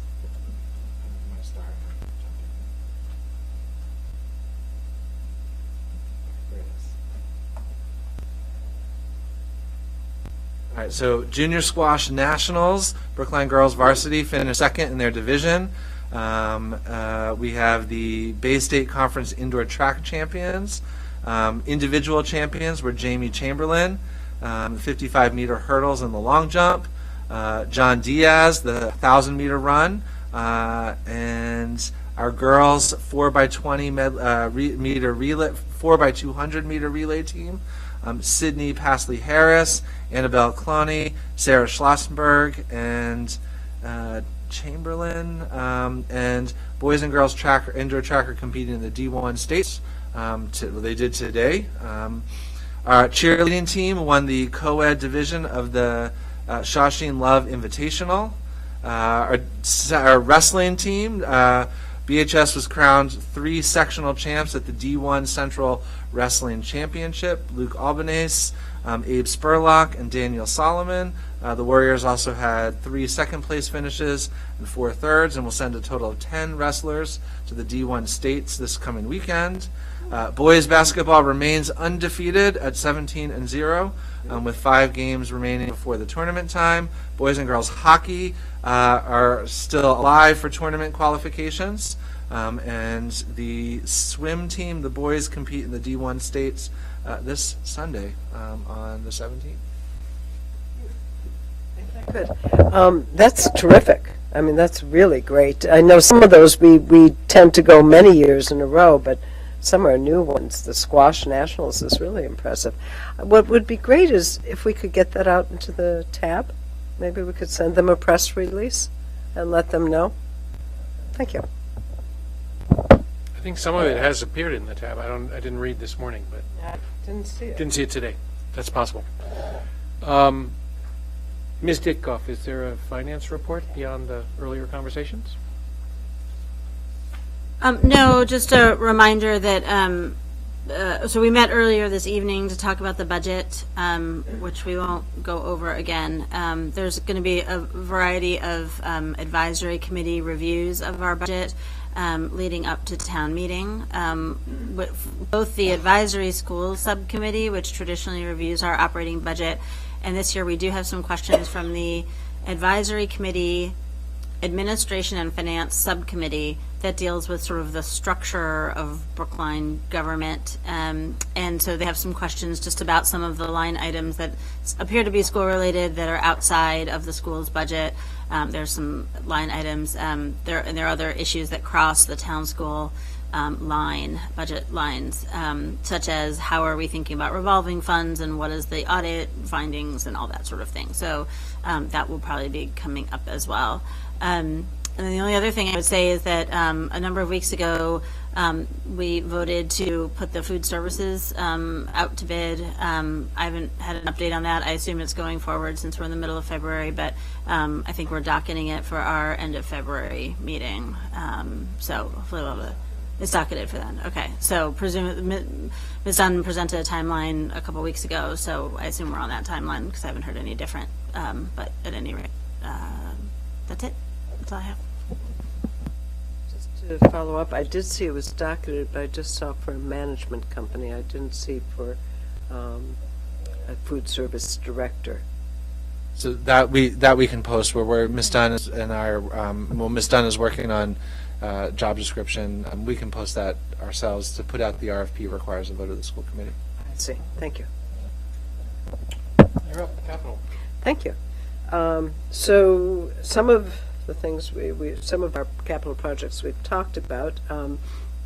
One thing that I will report out that there was a meeting of the Committee of 7, of which Ms. Federspiel, myself, and Ms. Ditkoff was on to look look at submissions for owners project management companies for both the Driscoll and the Baldwin School.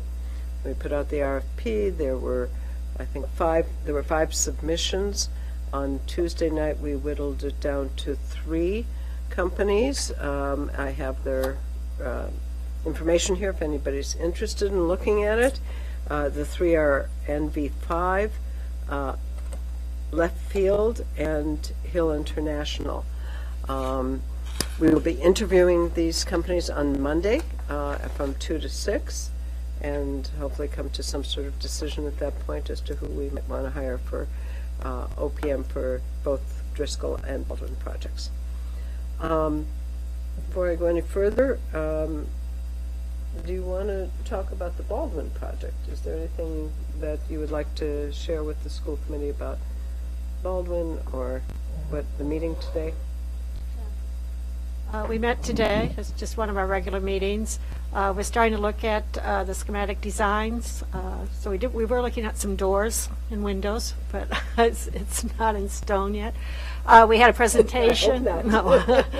We had a presentation on the traffic patterns in that area of town, and so that I found that interesting. And there's some not related to our school project, but that the town is going to proceed on, and it will really help many of the traffic patterns and traffic issues they're having in that area.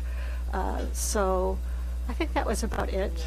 I think Todd Corain's, if you might, presentation was quite good about some of the improvements to sidewalks, improvements to Horace James Circle, improvements to Woodland Road, both from Hammond Pond Parkway past Beaver to Heath Street. Right, then they have some improvements at Heath and Woodland. Up Right, Pine and Manor sidewalks, a lot of sidewalks that are, will be appropriate sidewalks for walking within the neighborhood, which there haven't been in the past.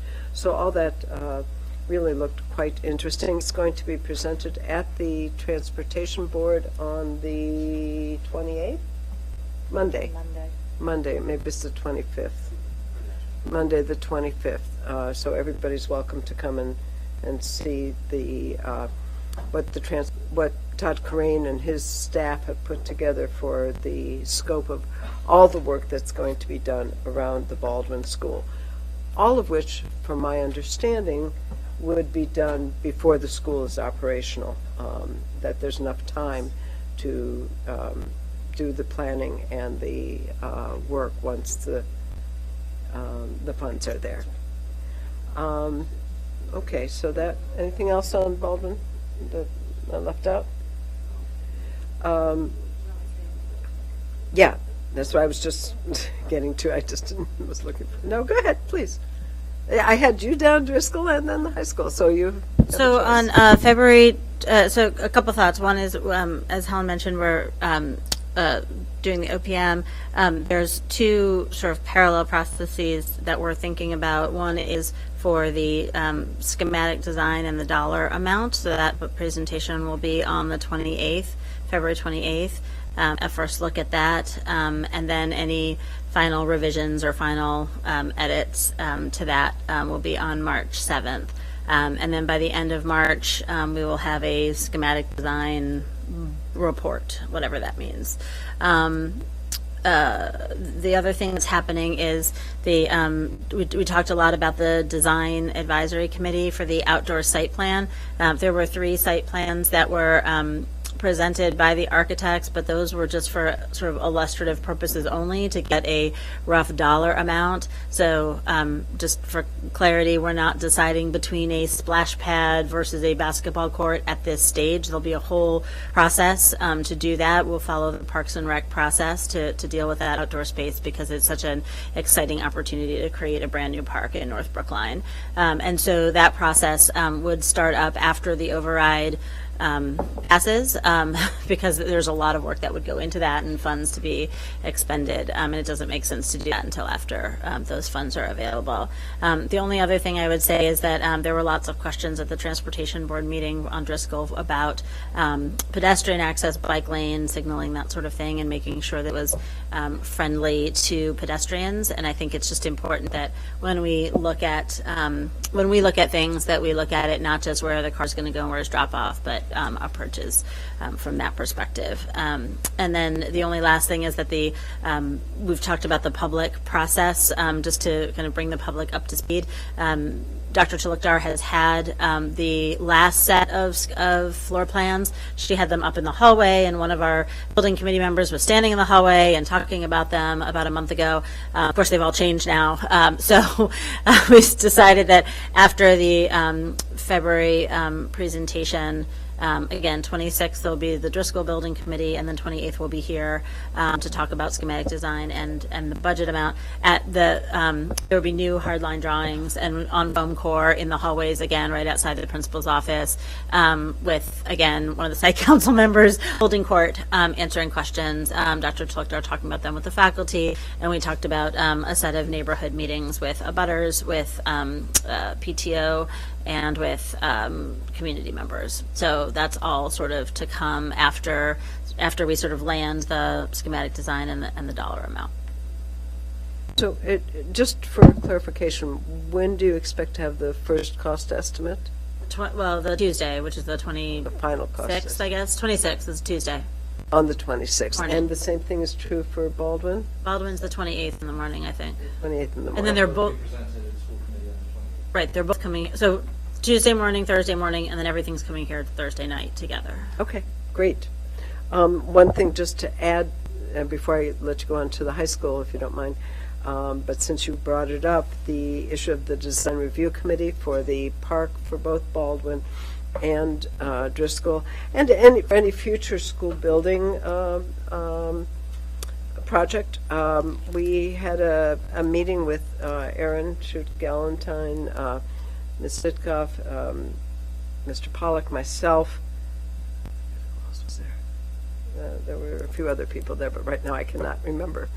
And we talked about sort of more formalizing the process of school playgrounds and how they, how we work together with Parks and Rec. We do, but to make it more formal and to make sure that they're in at the beginning of the project, and not sort of brought in later on, and then there are cost issues because they want to change something or might not like what we've done, and they're very valuable. They know parks. They've done all of our playgrounds. So we talked about how to have a separate design review committee, which may and I wasn't able to stay till the end to know the exact makeup of that committee. Well, we can design, I mean, it's our committee. So It's this our is, committee, Right, but- so typically when it's parks property, they appoint the committee with 4 parks commissioners and 3 members of the public. I think their proposal was that we do 2 parks commissioners, 2 school committee members, and 3 members of the public, or something like that. And then having staff attend as well, have people have staff be staff to the committee.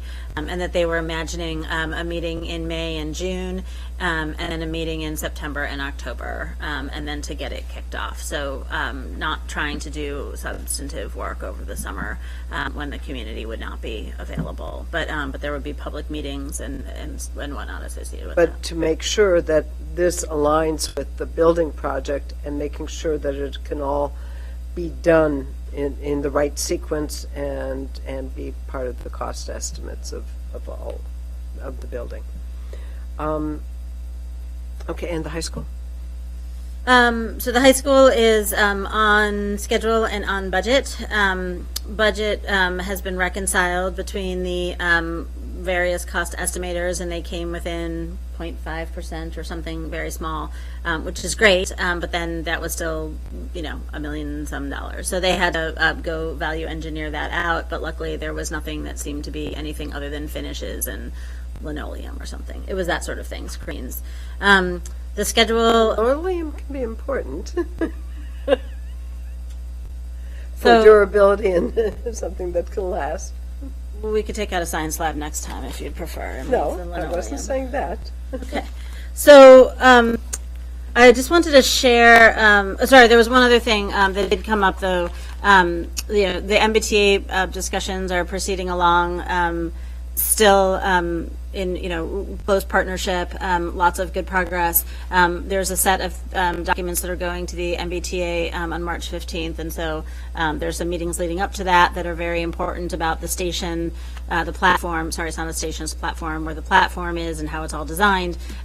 So that's all underway. And then there's some discussions with Eversource about the power lines and are they too close to the building, and there's OSHA requirements. Anyway, I won't bore you, but the long story short is they're kind of making sure that this all sort of like works with the budget and the schedule, and if they have to value engineer a little bit more, or they have to move it 6 weeks this way or that way, that's all. We're kind of in fine tuning at this point. We're not, sort of not big swings. And they are very well plugged into the high school calendar, and they understand the difference between construction in August and construction in September on the quad.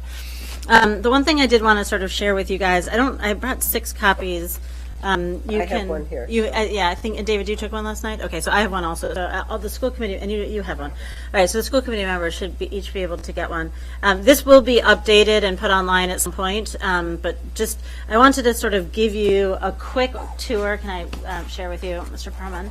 I want to give you a quick tour of what's in here. I am not going to go through this all because there's a ton of information. I just want to tell you what's in here and let you know that if you went through it in exhaustive detail with the building committee, if you have questions, please give me a ring. I'm not going anywhere for break.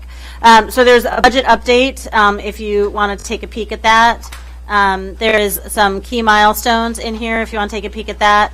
There's a overall summary schedule that shows us getting into 111 Cypress and in February of 21 and into Roberts, if I'm not mistaken, at August of 21. And then you'll see a variety of maps that are pretty incredible. They're Google Earth maps that show where some of the traffic flow is intended to be. There were many, many questions raised about how big these trucks would be, and some discussion of how noisy they were, but literally would they be able to make some of these very tight turns, given how long they were and their 50-foot, steel beams or whatever they are. I have no idea. It sounded complicated. Let me just say it that way. So and they're going to do dry runs. So don't worry, they've done this before. That was sort of. We got a don't worry your pretty little head about it. Skanska has driven trucks in urban areas before. So let's just assume they're going to figure all that out. And then what you see is a series of phasing. So you see phase 1, 2, 3, 4, 5, 6, and each one of these is a color sketch of what is happening at each phase of the project. And along the bottom, you kind of have a colored timeline. I will say that some of first of all, this is incredible as a first pass, and there was so much work that went into it, and we're enormously grateful. At the same time, there's definitely still work left to do. I think Ms. Dunn pointed out that when you say things like the pool will get fire sprinklers or something, there's some slightly cryptic note about the pool. What that really means is that the pool will be closed for a month or something, and it doesn't say pool will be closed for a month. It says pool will be getting fire sprinklers or something. Yeah, fire protection for the pool, which, don't laugh, it's a thing. So then there's lots of these sorts of things about where the sidewalks are, where the fences are. You can take a peek at them. And then at the end, there's some more work that looks at the MBTA Brookline Hills platform design. It's not a station, it's a platform. Stations have more stuff and they're more expensive, so it's a platform. The one thing that came out, and that talks about the process, the one thing I will say that came up, and this is sort of towards the end, is that we are moving the entrance, and this is for a variety of reasons, mostly safety and due to MBTA, but the entrance is sort of moving from where it currently is down sort of the pike a little bit. So if you look at the very, very last page called Stage 4, new platform and lot opened at full capacity, you see where the current crosswalk is, and it's actually going to move down quite a bit to separate as much as possible where children are congregating and the entrance to the platform. Also, the MBTA requires that platform access be from one end. You can't just show up in the middle. So at any rate, there was a lot of discussion about this, especially with the neighbors about, what does this look like? What does this feel like? So my sense is that there'll be more discussion, and I think the architects are committed to being as flexible as they can be within,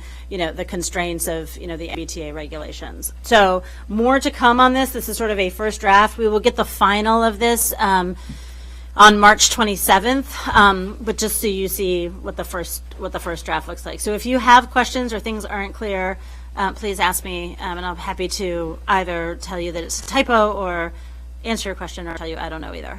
But it was a really substantive update, and I think everyone was really grateful for the incredible work that Ray Masak and Skanska and Hill and Ron and the entire team has been doing.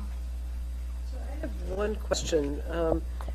The architects kept on talking about how kids, when they came out of the building on Tappan Street, might be playing there. I didn't understand that. But Goofing those off, are loitering. steps going down to the sidewalk Yeah. to then get to the main building or over to the park. What? Students loiter. I mean, they hang out with their friends on steps and in front of Yeah. buildings. On steps, Have you ever but- walked by the front of the high school today? Oh yeah, no, I have you. It's closed. You can't. And I think go they just there. want that as close, as far away from like fast moving, like children on cell phones who are not paying attention and loitering, as far away from like fast moving trains as possible.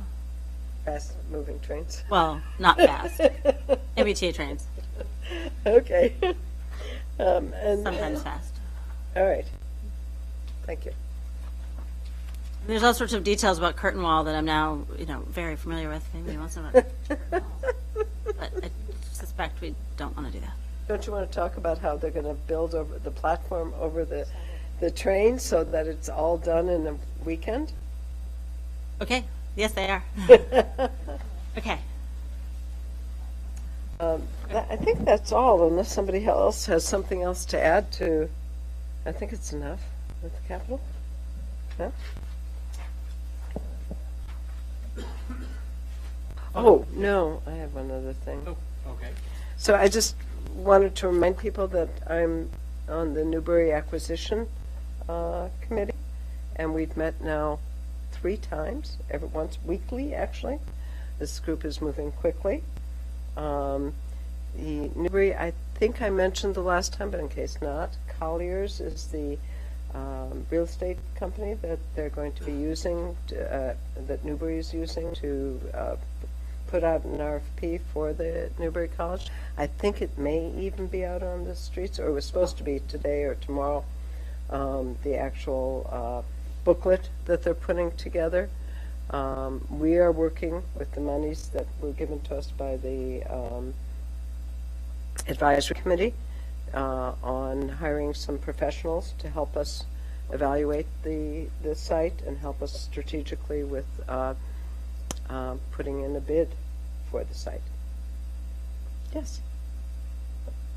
Have they actually decided that they are closing, or are they still looking at other campuses? Or No, other they did that already. Newbury was, tried to find other campuses to join, to try to do a number of things. None of it worked.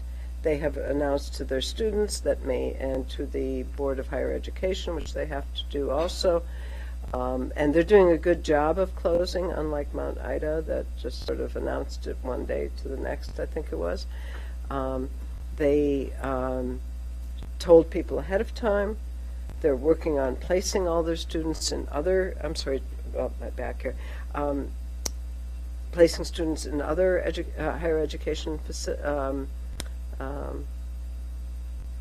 programs and universities, colleges, etc. I think they're being really responsible in many ways to make sure that that happens right. They can't close officially until all the students are placed.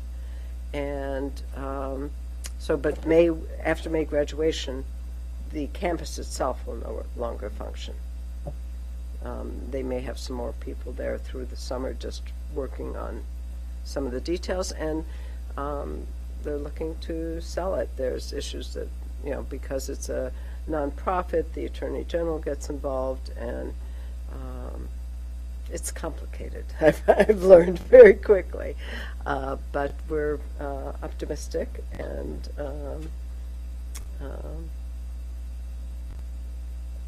that's about all I can say, because part of it is executive session that, because it will be negotiation. As you all know, we can't really talk about it, but I think I've talked about the pieces that I can.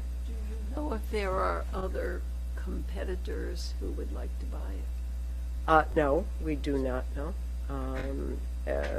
I think this is all, fairly new, but no. And if anybody knows of anybody, we would certainly like to hear from anybody, that if there are people who are interested in buying it.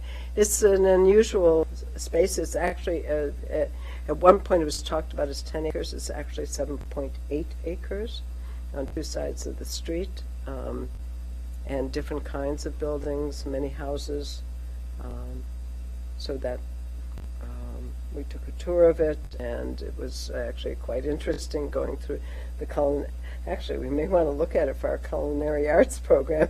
Some of the equipment that they have there is really good equipment. That they had a baking program and a very serious culinary arts program. So, any other questions? I will continue to keep you informed, but we're moving ahead. We have 2 more meetings scheduled already. Okay, well, we look forward to hearing more about more about Newbury, along with all the other sites that we're looking at. Sure.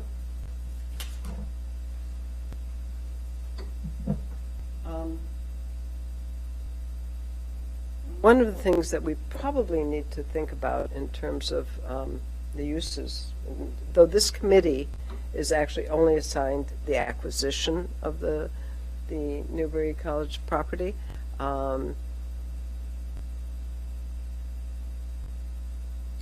blocking now where I was going with this. We may want to, I know where I was going. One of the things that we need to consider here is, as everybody here knows, but maybe the public is not as aware, the 127 Harvard Street property that was supposed to be the Beep building is no longer, the owner decided not to sign the lease, so the lease that we signed is not valid, and she's decided to go a different way. That being said, we still need to find a home for Beep, and that is certainly one of the possibilities that we're looking at in the Newbury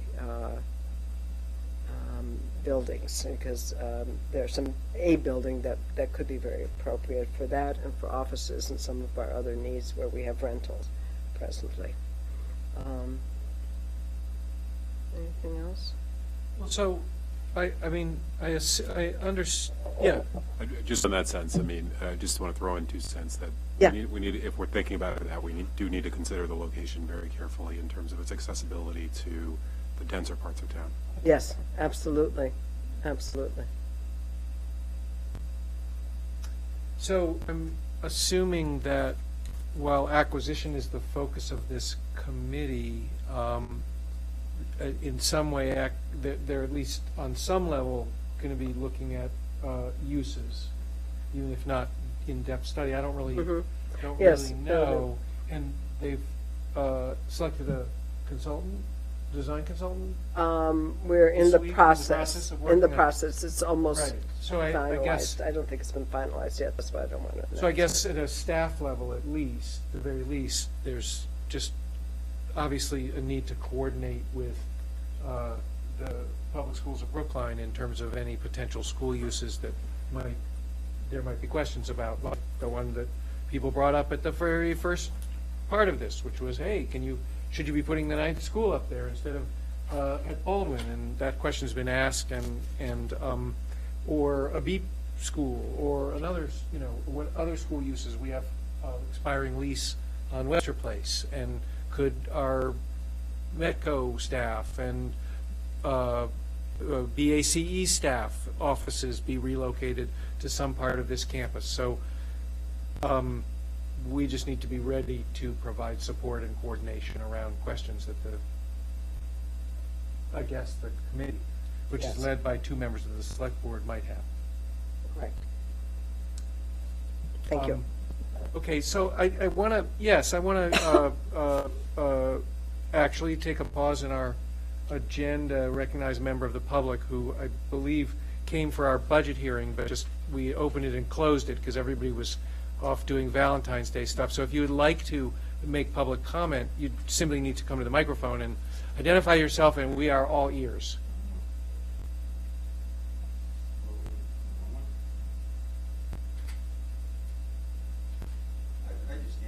You know, you need to be at the. Why don't you give him the mic? We can bring you a microphone.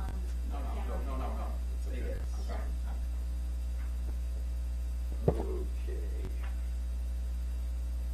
I'm a graduate of the Devotion School, and it was Devotion and the high school when dinosaurs grazed on the playground, so I'm practically a Brookline resident. Since you have introduced the subject of Newbury College at this hearing, this is a comment that I think should be made in executive session, but as a resident, I'm probably not against executive session. Right now, you seem to be pursuing this as an acquisition, purchase, and everything else, and real estate agents from Newbury and the whole deal. My suggestion would be, and this is just an observation from me as a private citizen, I think the town should go after this as a question of eminent domain. Eminent domain, as you probably well know, would basically require us to pay full and fair market value. No problem there. The problem is with this kind of property, land, location, everything else, you know what's involved. We get some developer in there that could pay 3 or 4 times the assessed value. And just as a point of reference, I would refer you to the 1200 Beacon Street purchase over there. In 2016, it was assessed at $41 million. Property in Brookline is going to be worth more than that the next day after the assessment, of course. But they paid $74 million, 33 more than the $41 million assessment, which was the latest one at the time. If we get into a situation like that, a developer could go in there and basically bid 4, 5, 6 times what the assessed value is. And at this point here, we're going to be competing for that. Property is legally worth what somebody is willing to pay. And somebody could pay 4, 5, 6 times what the assessed value and still make millions on it. So that's what's going to be coming in. I mean, you could have Millennium come in here now. They're going to put up a 50-story condo tower. And if they don't get their zoning, they're going to come back with a 50-story condo tower as a 40B, and we're going to sit here helpless. So my suggestion would be is to take it by eminent domain. That would basically lock it in at the assessed value, which I talked to Gary McCabe this morning. It's $39,146,000 something dollars, plus some appreciation, which, as I said, pretty much is going to happen every day. But at least it would keep it reasonable to where we might be able to afford it, and not go out and compete against developers and real estate agents and everything else like Millennium that's putting up this billion-dollar job in Boston, where at this point here either we simply can't afford it and we lose an opportunity which some people have described as once in a lifetime. So that would be my observation. To seriously look at it down there, Gary McCabe mentioned one possible question, the trustees' fiduciary responsibility to get as much as they can for it, but this would depend on their decision. I mean, if Newbury is pretty much self-contained, the trustees can make whatever decision they think is appropriate. What obligations would they have outside of this? Are there bequests involved? You may have to talk to the Attorney General's Office, Public Charities. A lot of legal questions, so I would suggest that you get the Town Council's office on this right away. And if you have to hire special counsel for 30 days to look at these questions to assist your committee down there as a taxpayer, I would have no objection, because again, this is an opportunity I don't think we could, afford to lose. So I think we should pursue it in that way and do it very, very quickly, so we don't lose it and end up getting left out. And one incidental question in the MBTA platforms, who's going to be paying for that? Is it going to be the town or the T? So there is a contingency line item in the override that already passed to work with the MBTA to secure air rights. So we have to pay them something to be able to build over the MBTA. So I think what they're negotiating now is basically the air rights that we get to build over the T, and Okay. we improve the platform. Along with it. Right. Oh, So it's like a swap, kind of, Okay, so in exchange for it, so we're not subsidizing the tea at No, this no, point. well, it's not In subsidy. a way, but we're paying for it. We need to pay for the air rights somehow. Oh, that's reasonable. Yeah. But, hey, man, if they're going to make us pay for the platforms and all that, that's, I think we... Well, I guess it depends on, yeah. I It's- mean, I We're think doing the, it's- we're doing the yes, that's platform that's in the lieu, conversation. in lieu Yeah. of the, That's the conversation. right. So the, just, Okay, so we come out even. right, Okay. so Well, Newbury, there's not not a even. school committee activity, and, so maybe you came all this way, and then I didn't realize why you were here. I thought you were just interested. So you've sat for 2 hours listening to us on all this stuff, but you want to talk to us about our budget. Is that right? No, well, we could go another month on that, as you well know, so Oh, I'm yeah, no. I'm not going to... Instead of Valentine's, I want to send these We're not guys going to do that. I'm not going to do that. Okay. But again, just listening to the other conversations and everything, I did want to bring up the Newbury question and see what's going on. And one other fiscal question on the strategic planning end of it, the question of the charter school referendum questions, which you know is going to be coming at us again. And the people that opposed that successfully knocked it down the last time around, but as you know, every 2 years they can come back and come back. 2 quick points. If you went through the whole legislation on the last referendum question, the number of new charter schools that would be allowed and all that, which might not affect Brookline, but there's one thing in that law that says there is no restriction on the amount of money that they can take from a municipal budget, a school budget. Again, this might not affect Brookline right away, but again, you could be losing a lot of money if people want to come in here, wealthy foreign nationals, yuppies from Cambridge, people that have got money. They want their own charter school, just like they want to live in Brookline. They get their charter school, and then we have to pay for it, and it comes out of our budget. So I think that's something you should be watching. And one quick fact, the city of Boston figures in 2 years, all of their Chapter 70 money from the state is going to have to go to charter schools. So the legislature is going around on the whole state funding thing, which you're probably aware of.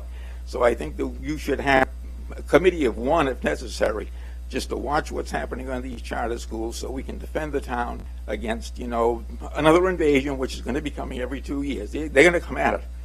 And I think when you look at the tax incentives and the money involved, I think the Walmart people are going to be getting something like $413 million in tax breaks for subsidizing charter schools. This may be nationally. That much money involved, they're going to keep coming at us. So I think we should have somebody pretty much almost permanently assigned to watch what's happening, the legislature, the other people, everything else, even a committee of one, so we can defend the town. Because if this ever passes, it could be devastating for many communities down there, and in the end, even for the town of Brookline. So those 2 points over there, Newbury, eminent domain, as fast as you can to lock in the assessment so we don't get wiped out there, and also watch out for the charter school revolution. So thank you for your time. okay, we are still with, we are to Mrs. Scotto, Curriculum Subcommittee. Yes, indeed. On Wednesday, February 6th, we went to the Runkle School Council meeting. The school council is working on an extensive family handbook, which gives background information about the school and sets the policy on many facets of their daily operations, as well as giving information about other subjects that are part of the day-to-day life of the school.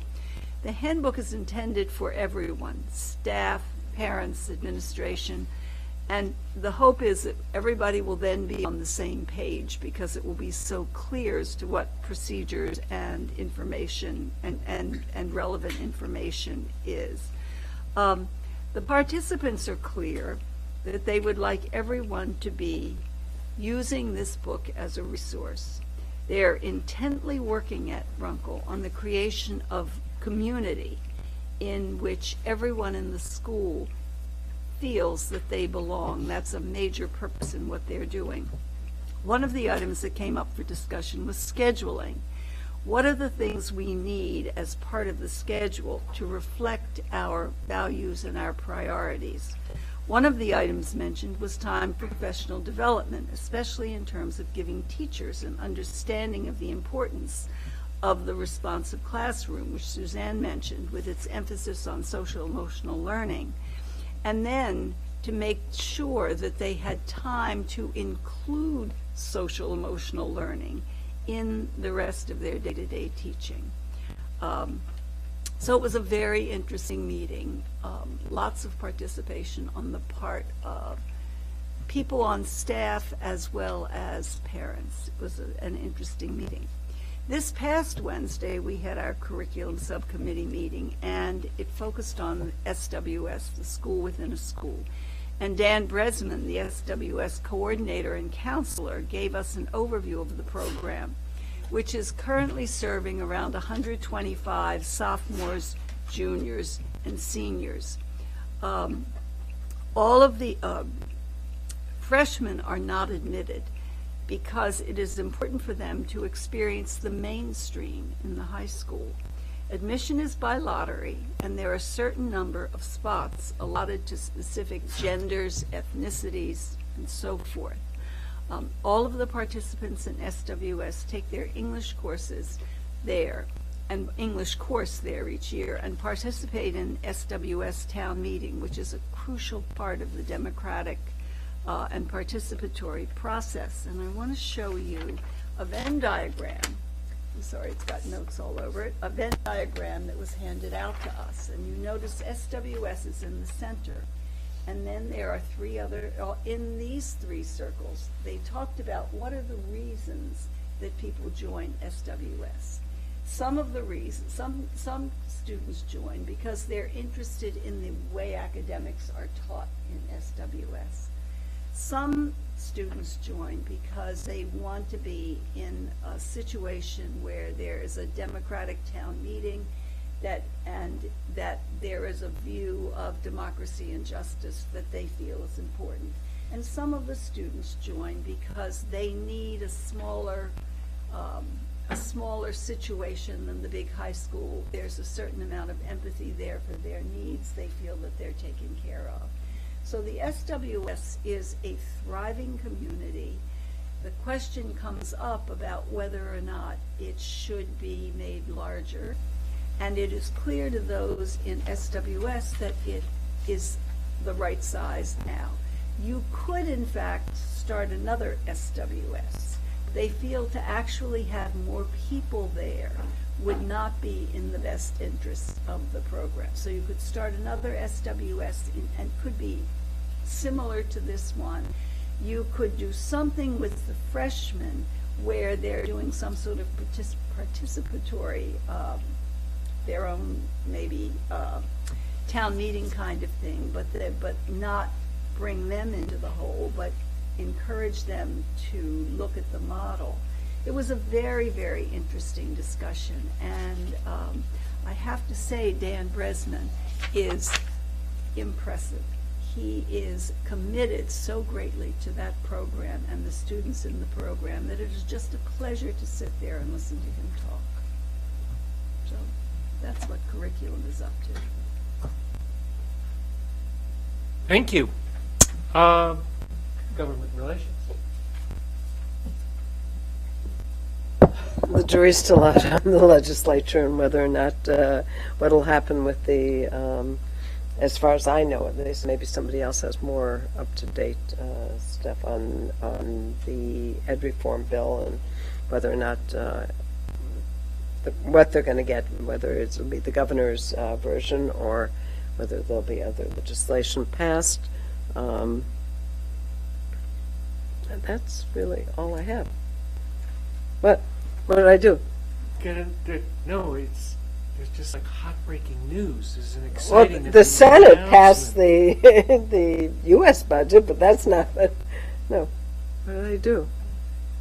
So we were delighted to learn that Senator Sidney Cream is now the new Senate Majority Leader. Thank you. Which is very exciting news. So we were thinking if there's a way to do this legally within the gift law, we should probably send her just some flowers or something.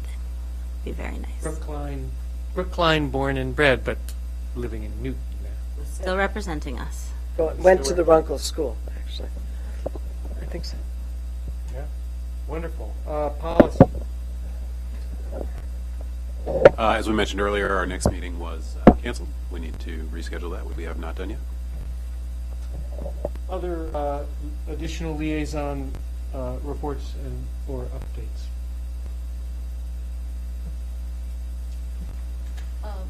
I went Monday night to the BEF meeting, and the meeting was largely concerned with the Trivia Bee. how that's going to run and encouraging people to come. It will be held at the Coolidge Corner School this year, which means there are more tickets available because the space is larger. So I would encourage everyone who can to go to it. They spent a good bit of time talking about their audit, which was very successful. There are some things that the company suggested that they do just to streamline, their program and to make sure that everything was done exactly so. But they got a stellar report in terms of the handling of the money that they're doing, and so forth. So it was a very interesting meeting.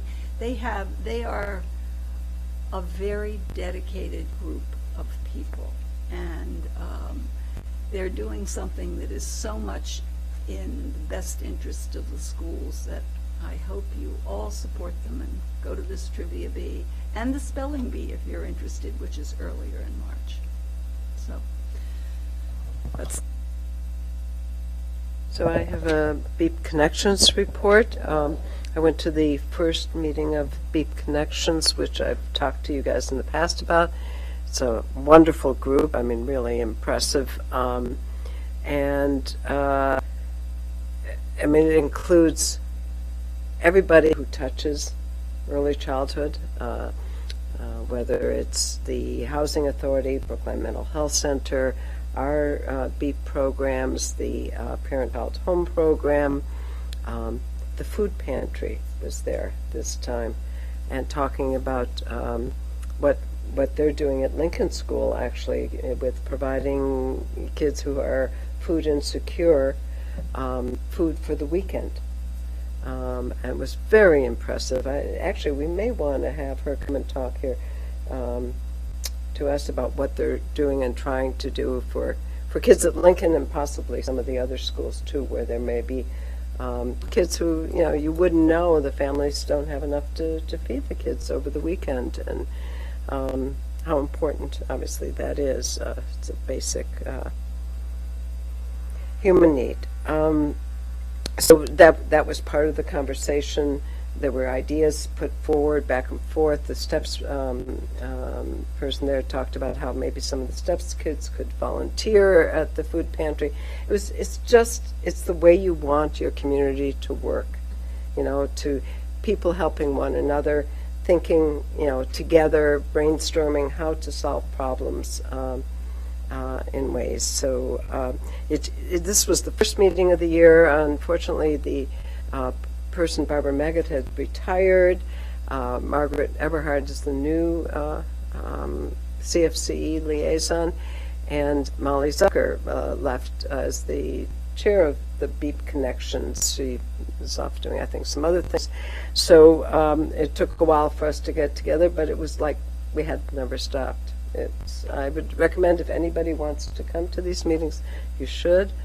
The STEM Saturdays have continued and are doing extremely well with participation from young children and their parents, guardians, whoever they decide to bring with them. It started off as STEM Saturday with a male person, but that's sort of now gone beyond that, and it's anybody who wants to accompany a young child to the STEM Saturdays. There's also playgroups that are happening at the housing developments that have been very well attended also. So that's all I have to say. Thank you. Other reports?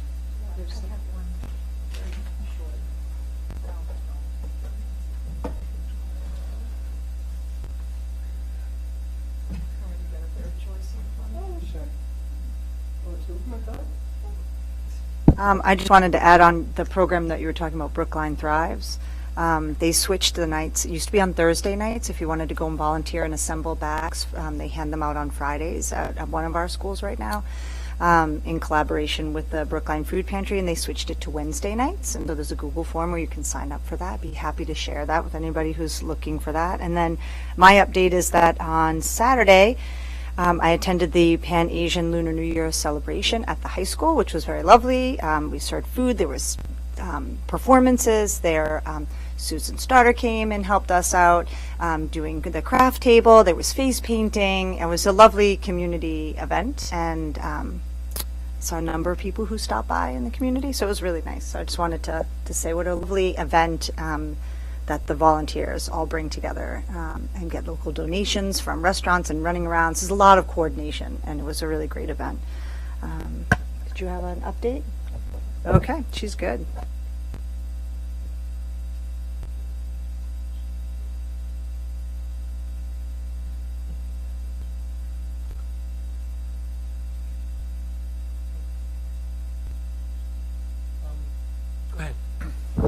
So a quick update for the committee on the Coolidge Corner renaming process is moving along right on track with the revised timeline. The Student Nominations Committee has been meeting regularly, received well over 100 unique nominations in the nomination process, both online and via paper. And the students have worked on, at this point, have narrowed down to a group of about 15 nominations approximately. The group is working on doing presentations, which will be completed in likely the next 2 weeks. And then all the students who applied to be on the Student Nominating Committee will be brought back into the process, and a larger group of students will then prepare a more robust presentation for each of the selected semifinalists for 2 community events. The dates escaped me, but both in April, one at the Coolidge Corner School, the first one at Coolidge Corner School, the second one at Hunterman Hall at the library. That one's on the 11th. I know that one for sure. I don't remember the date of the earlier one, where the semifinalists will be publicly presented, opportunity for the community members to give feedback. I will say that they are a remarkable group of nominees, and this process has really just put a spotlight on the fact that so many people's contributions in history have been erased, or not even erased, never recognized, simply because of their race or gender and what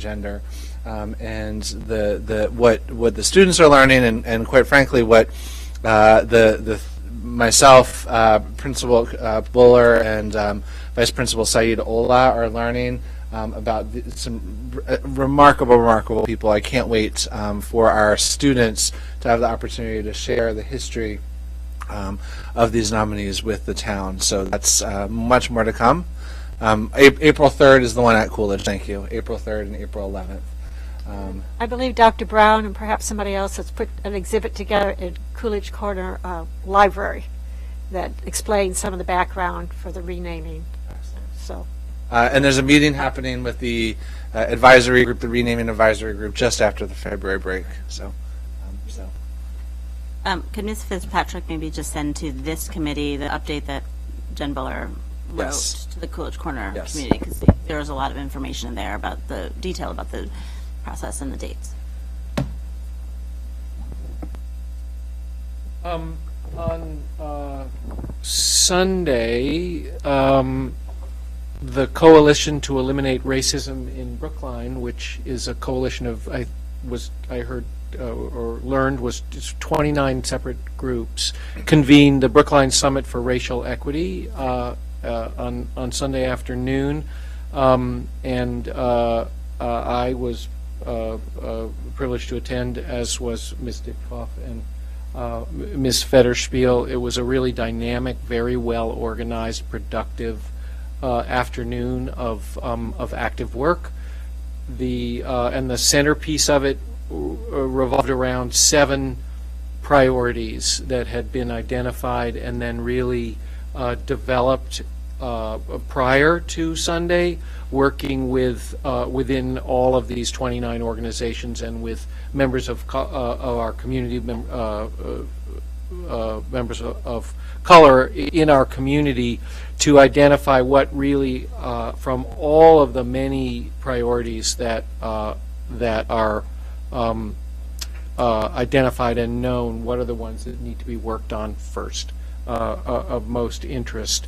And these were carefully kind of presented to the larger group. Then everyone self-selected for a priority that they were interested in participating in the work.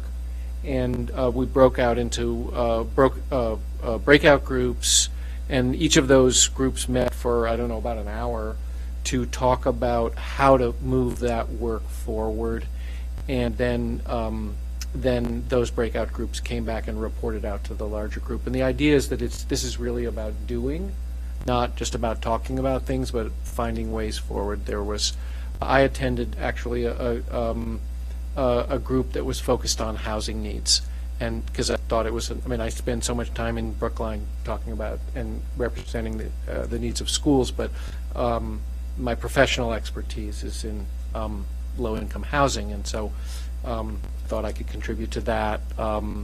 Other members at the table attended school-oriented ones, but there was also business opportunities, police issues. I have it right in front of me, the priorities, yes.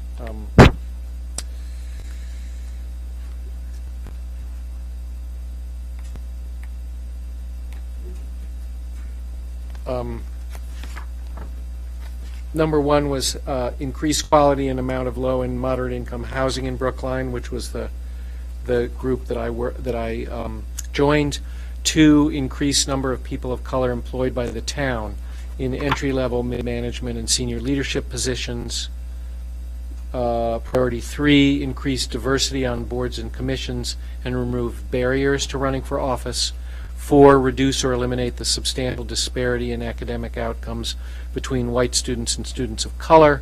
5, reduce or eliminate the disproportionate number of negative police interactions with people of color.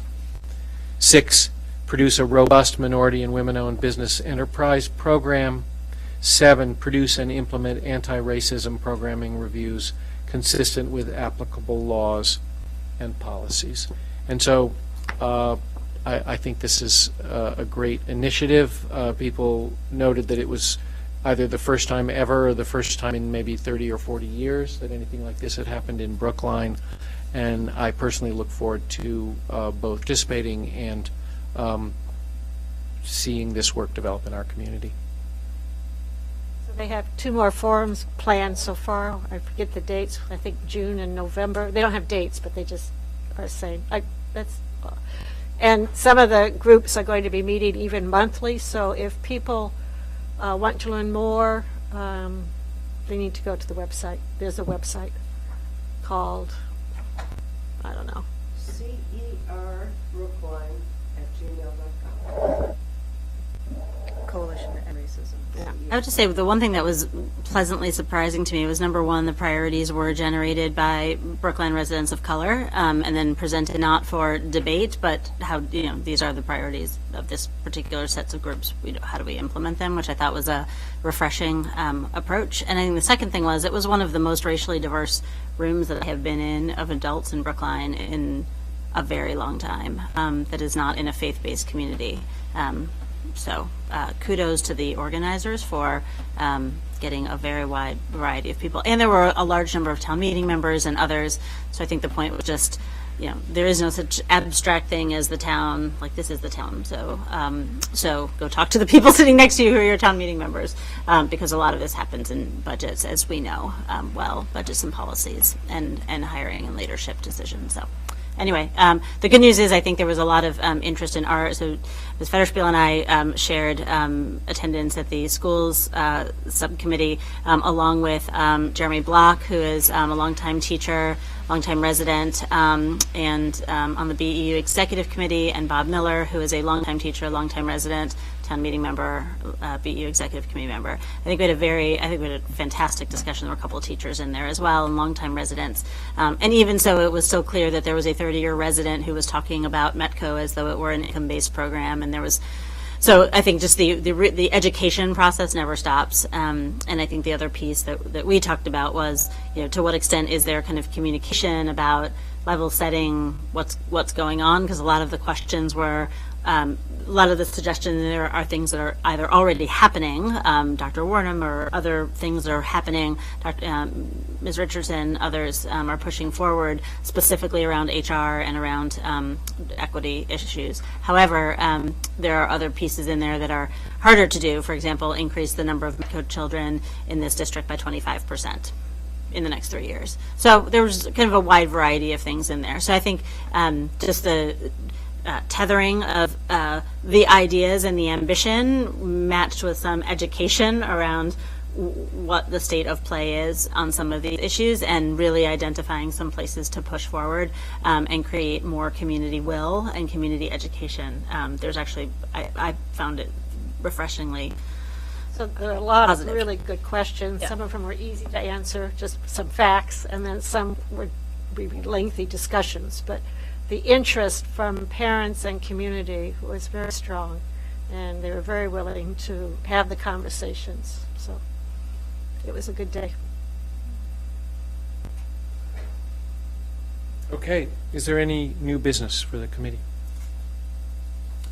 Hearing none, I will make a motion to meet in an executive session pursuant to Mass General Laws, Chapter 30A, Section 21A, for the following purposes. Purpose 3, to discuss strategy with respect to collective bargaining with AFSCME, Local 1358, Council 93, food service employees. If an open meeting may have a detrimental effect on the bargaining or litigating position of the public body, and I so declare. Purpose 2, to conduct strategy sessions in preparation for negotiations with non-union personnel, the superintendent. Would you poll the committee?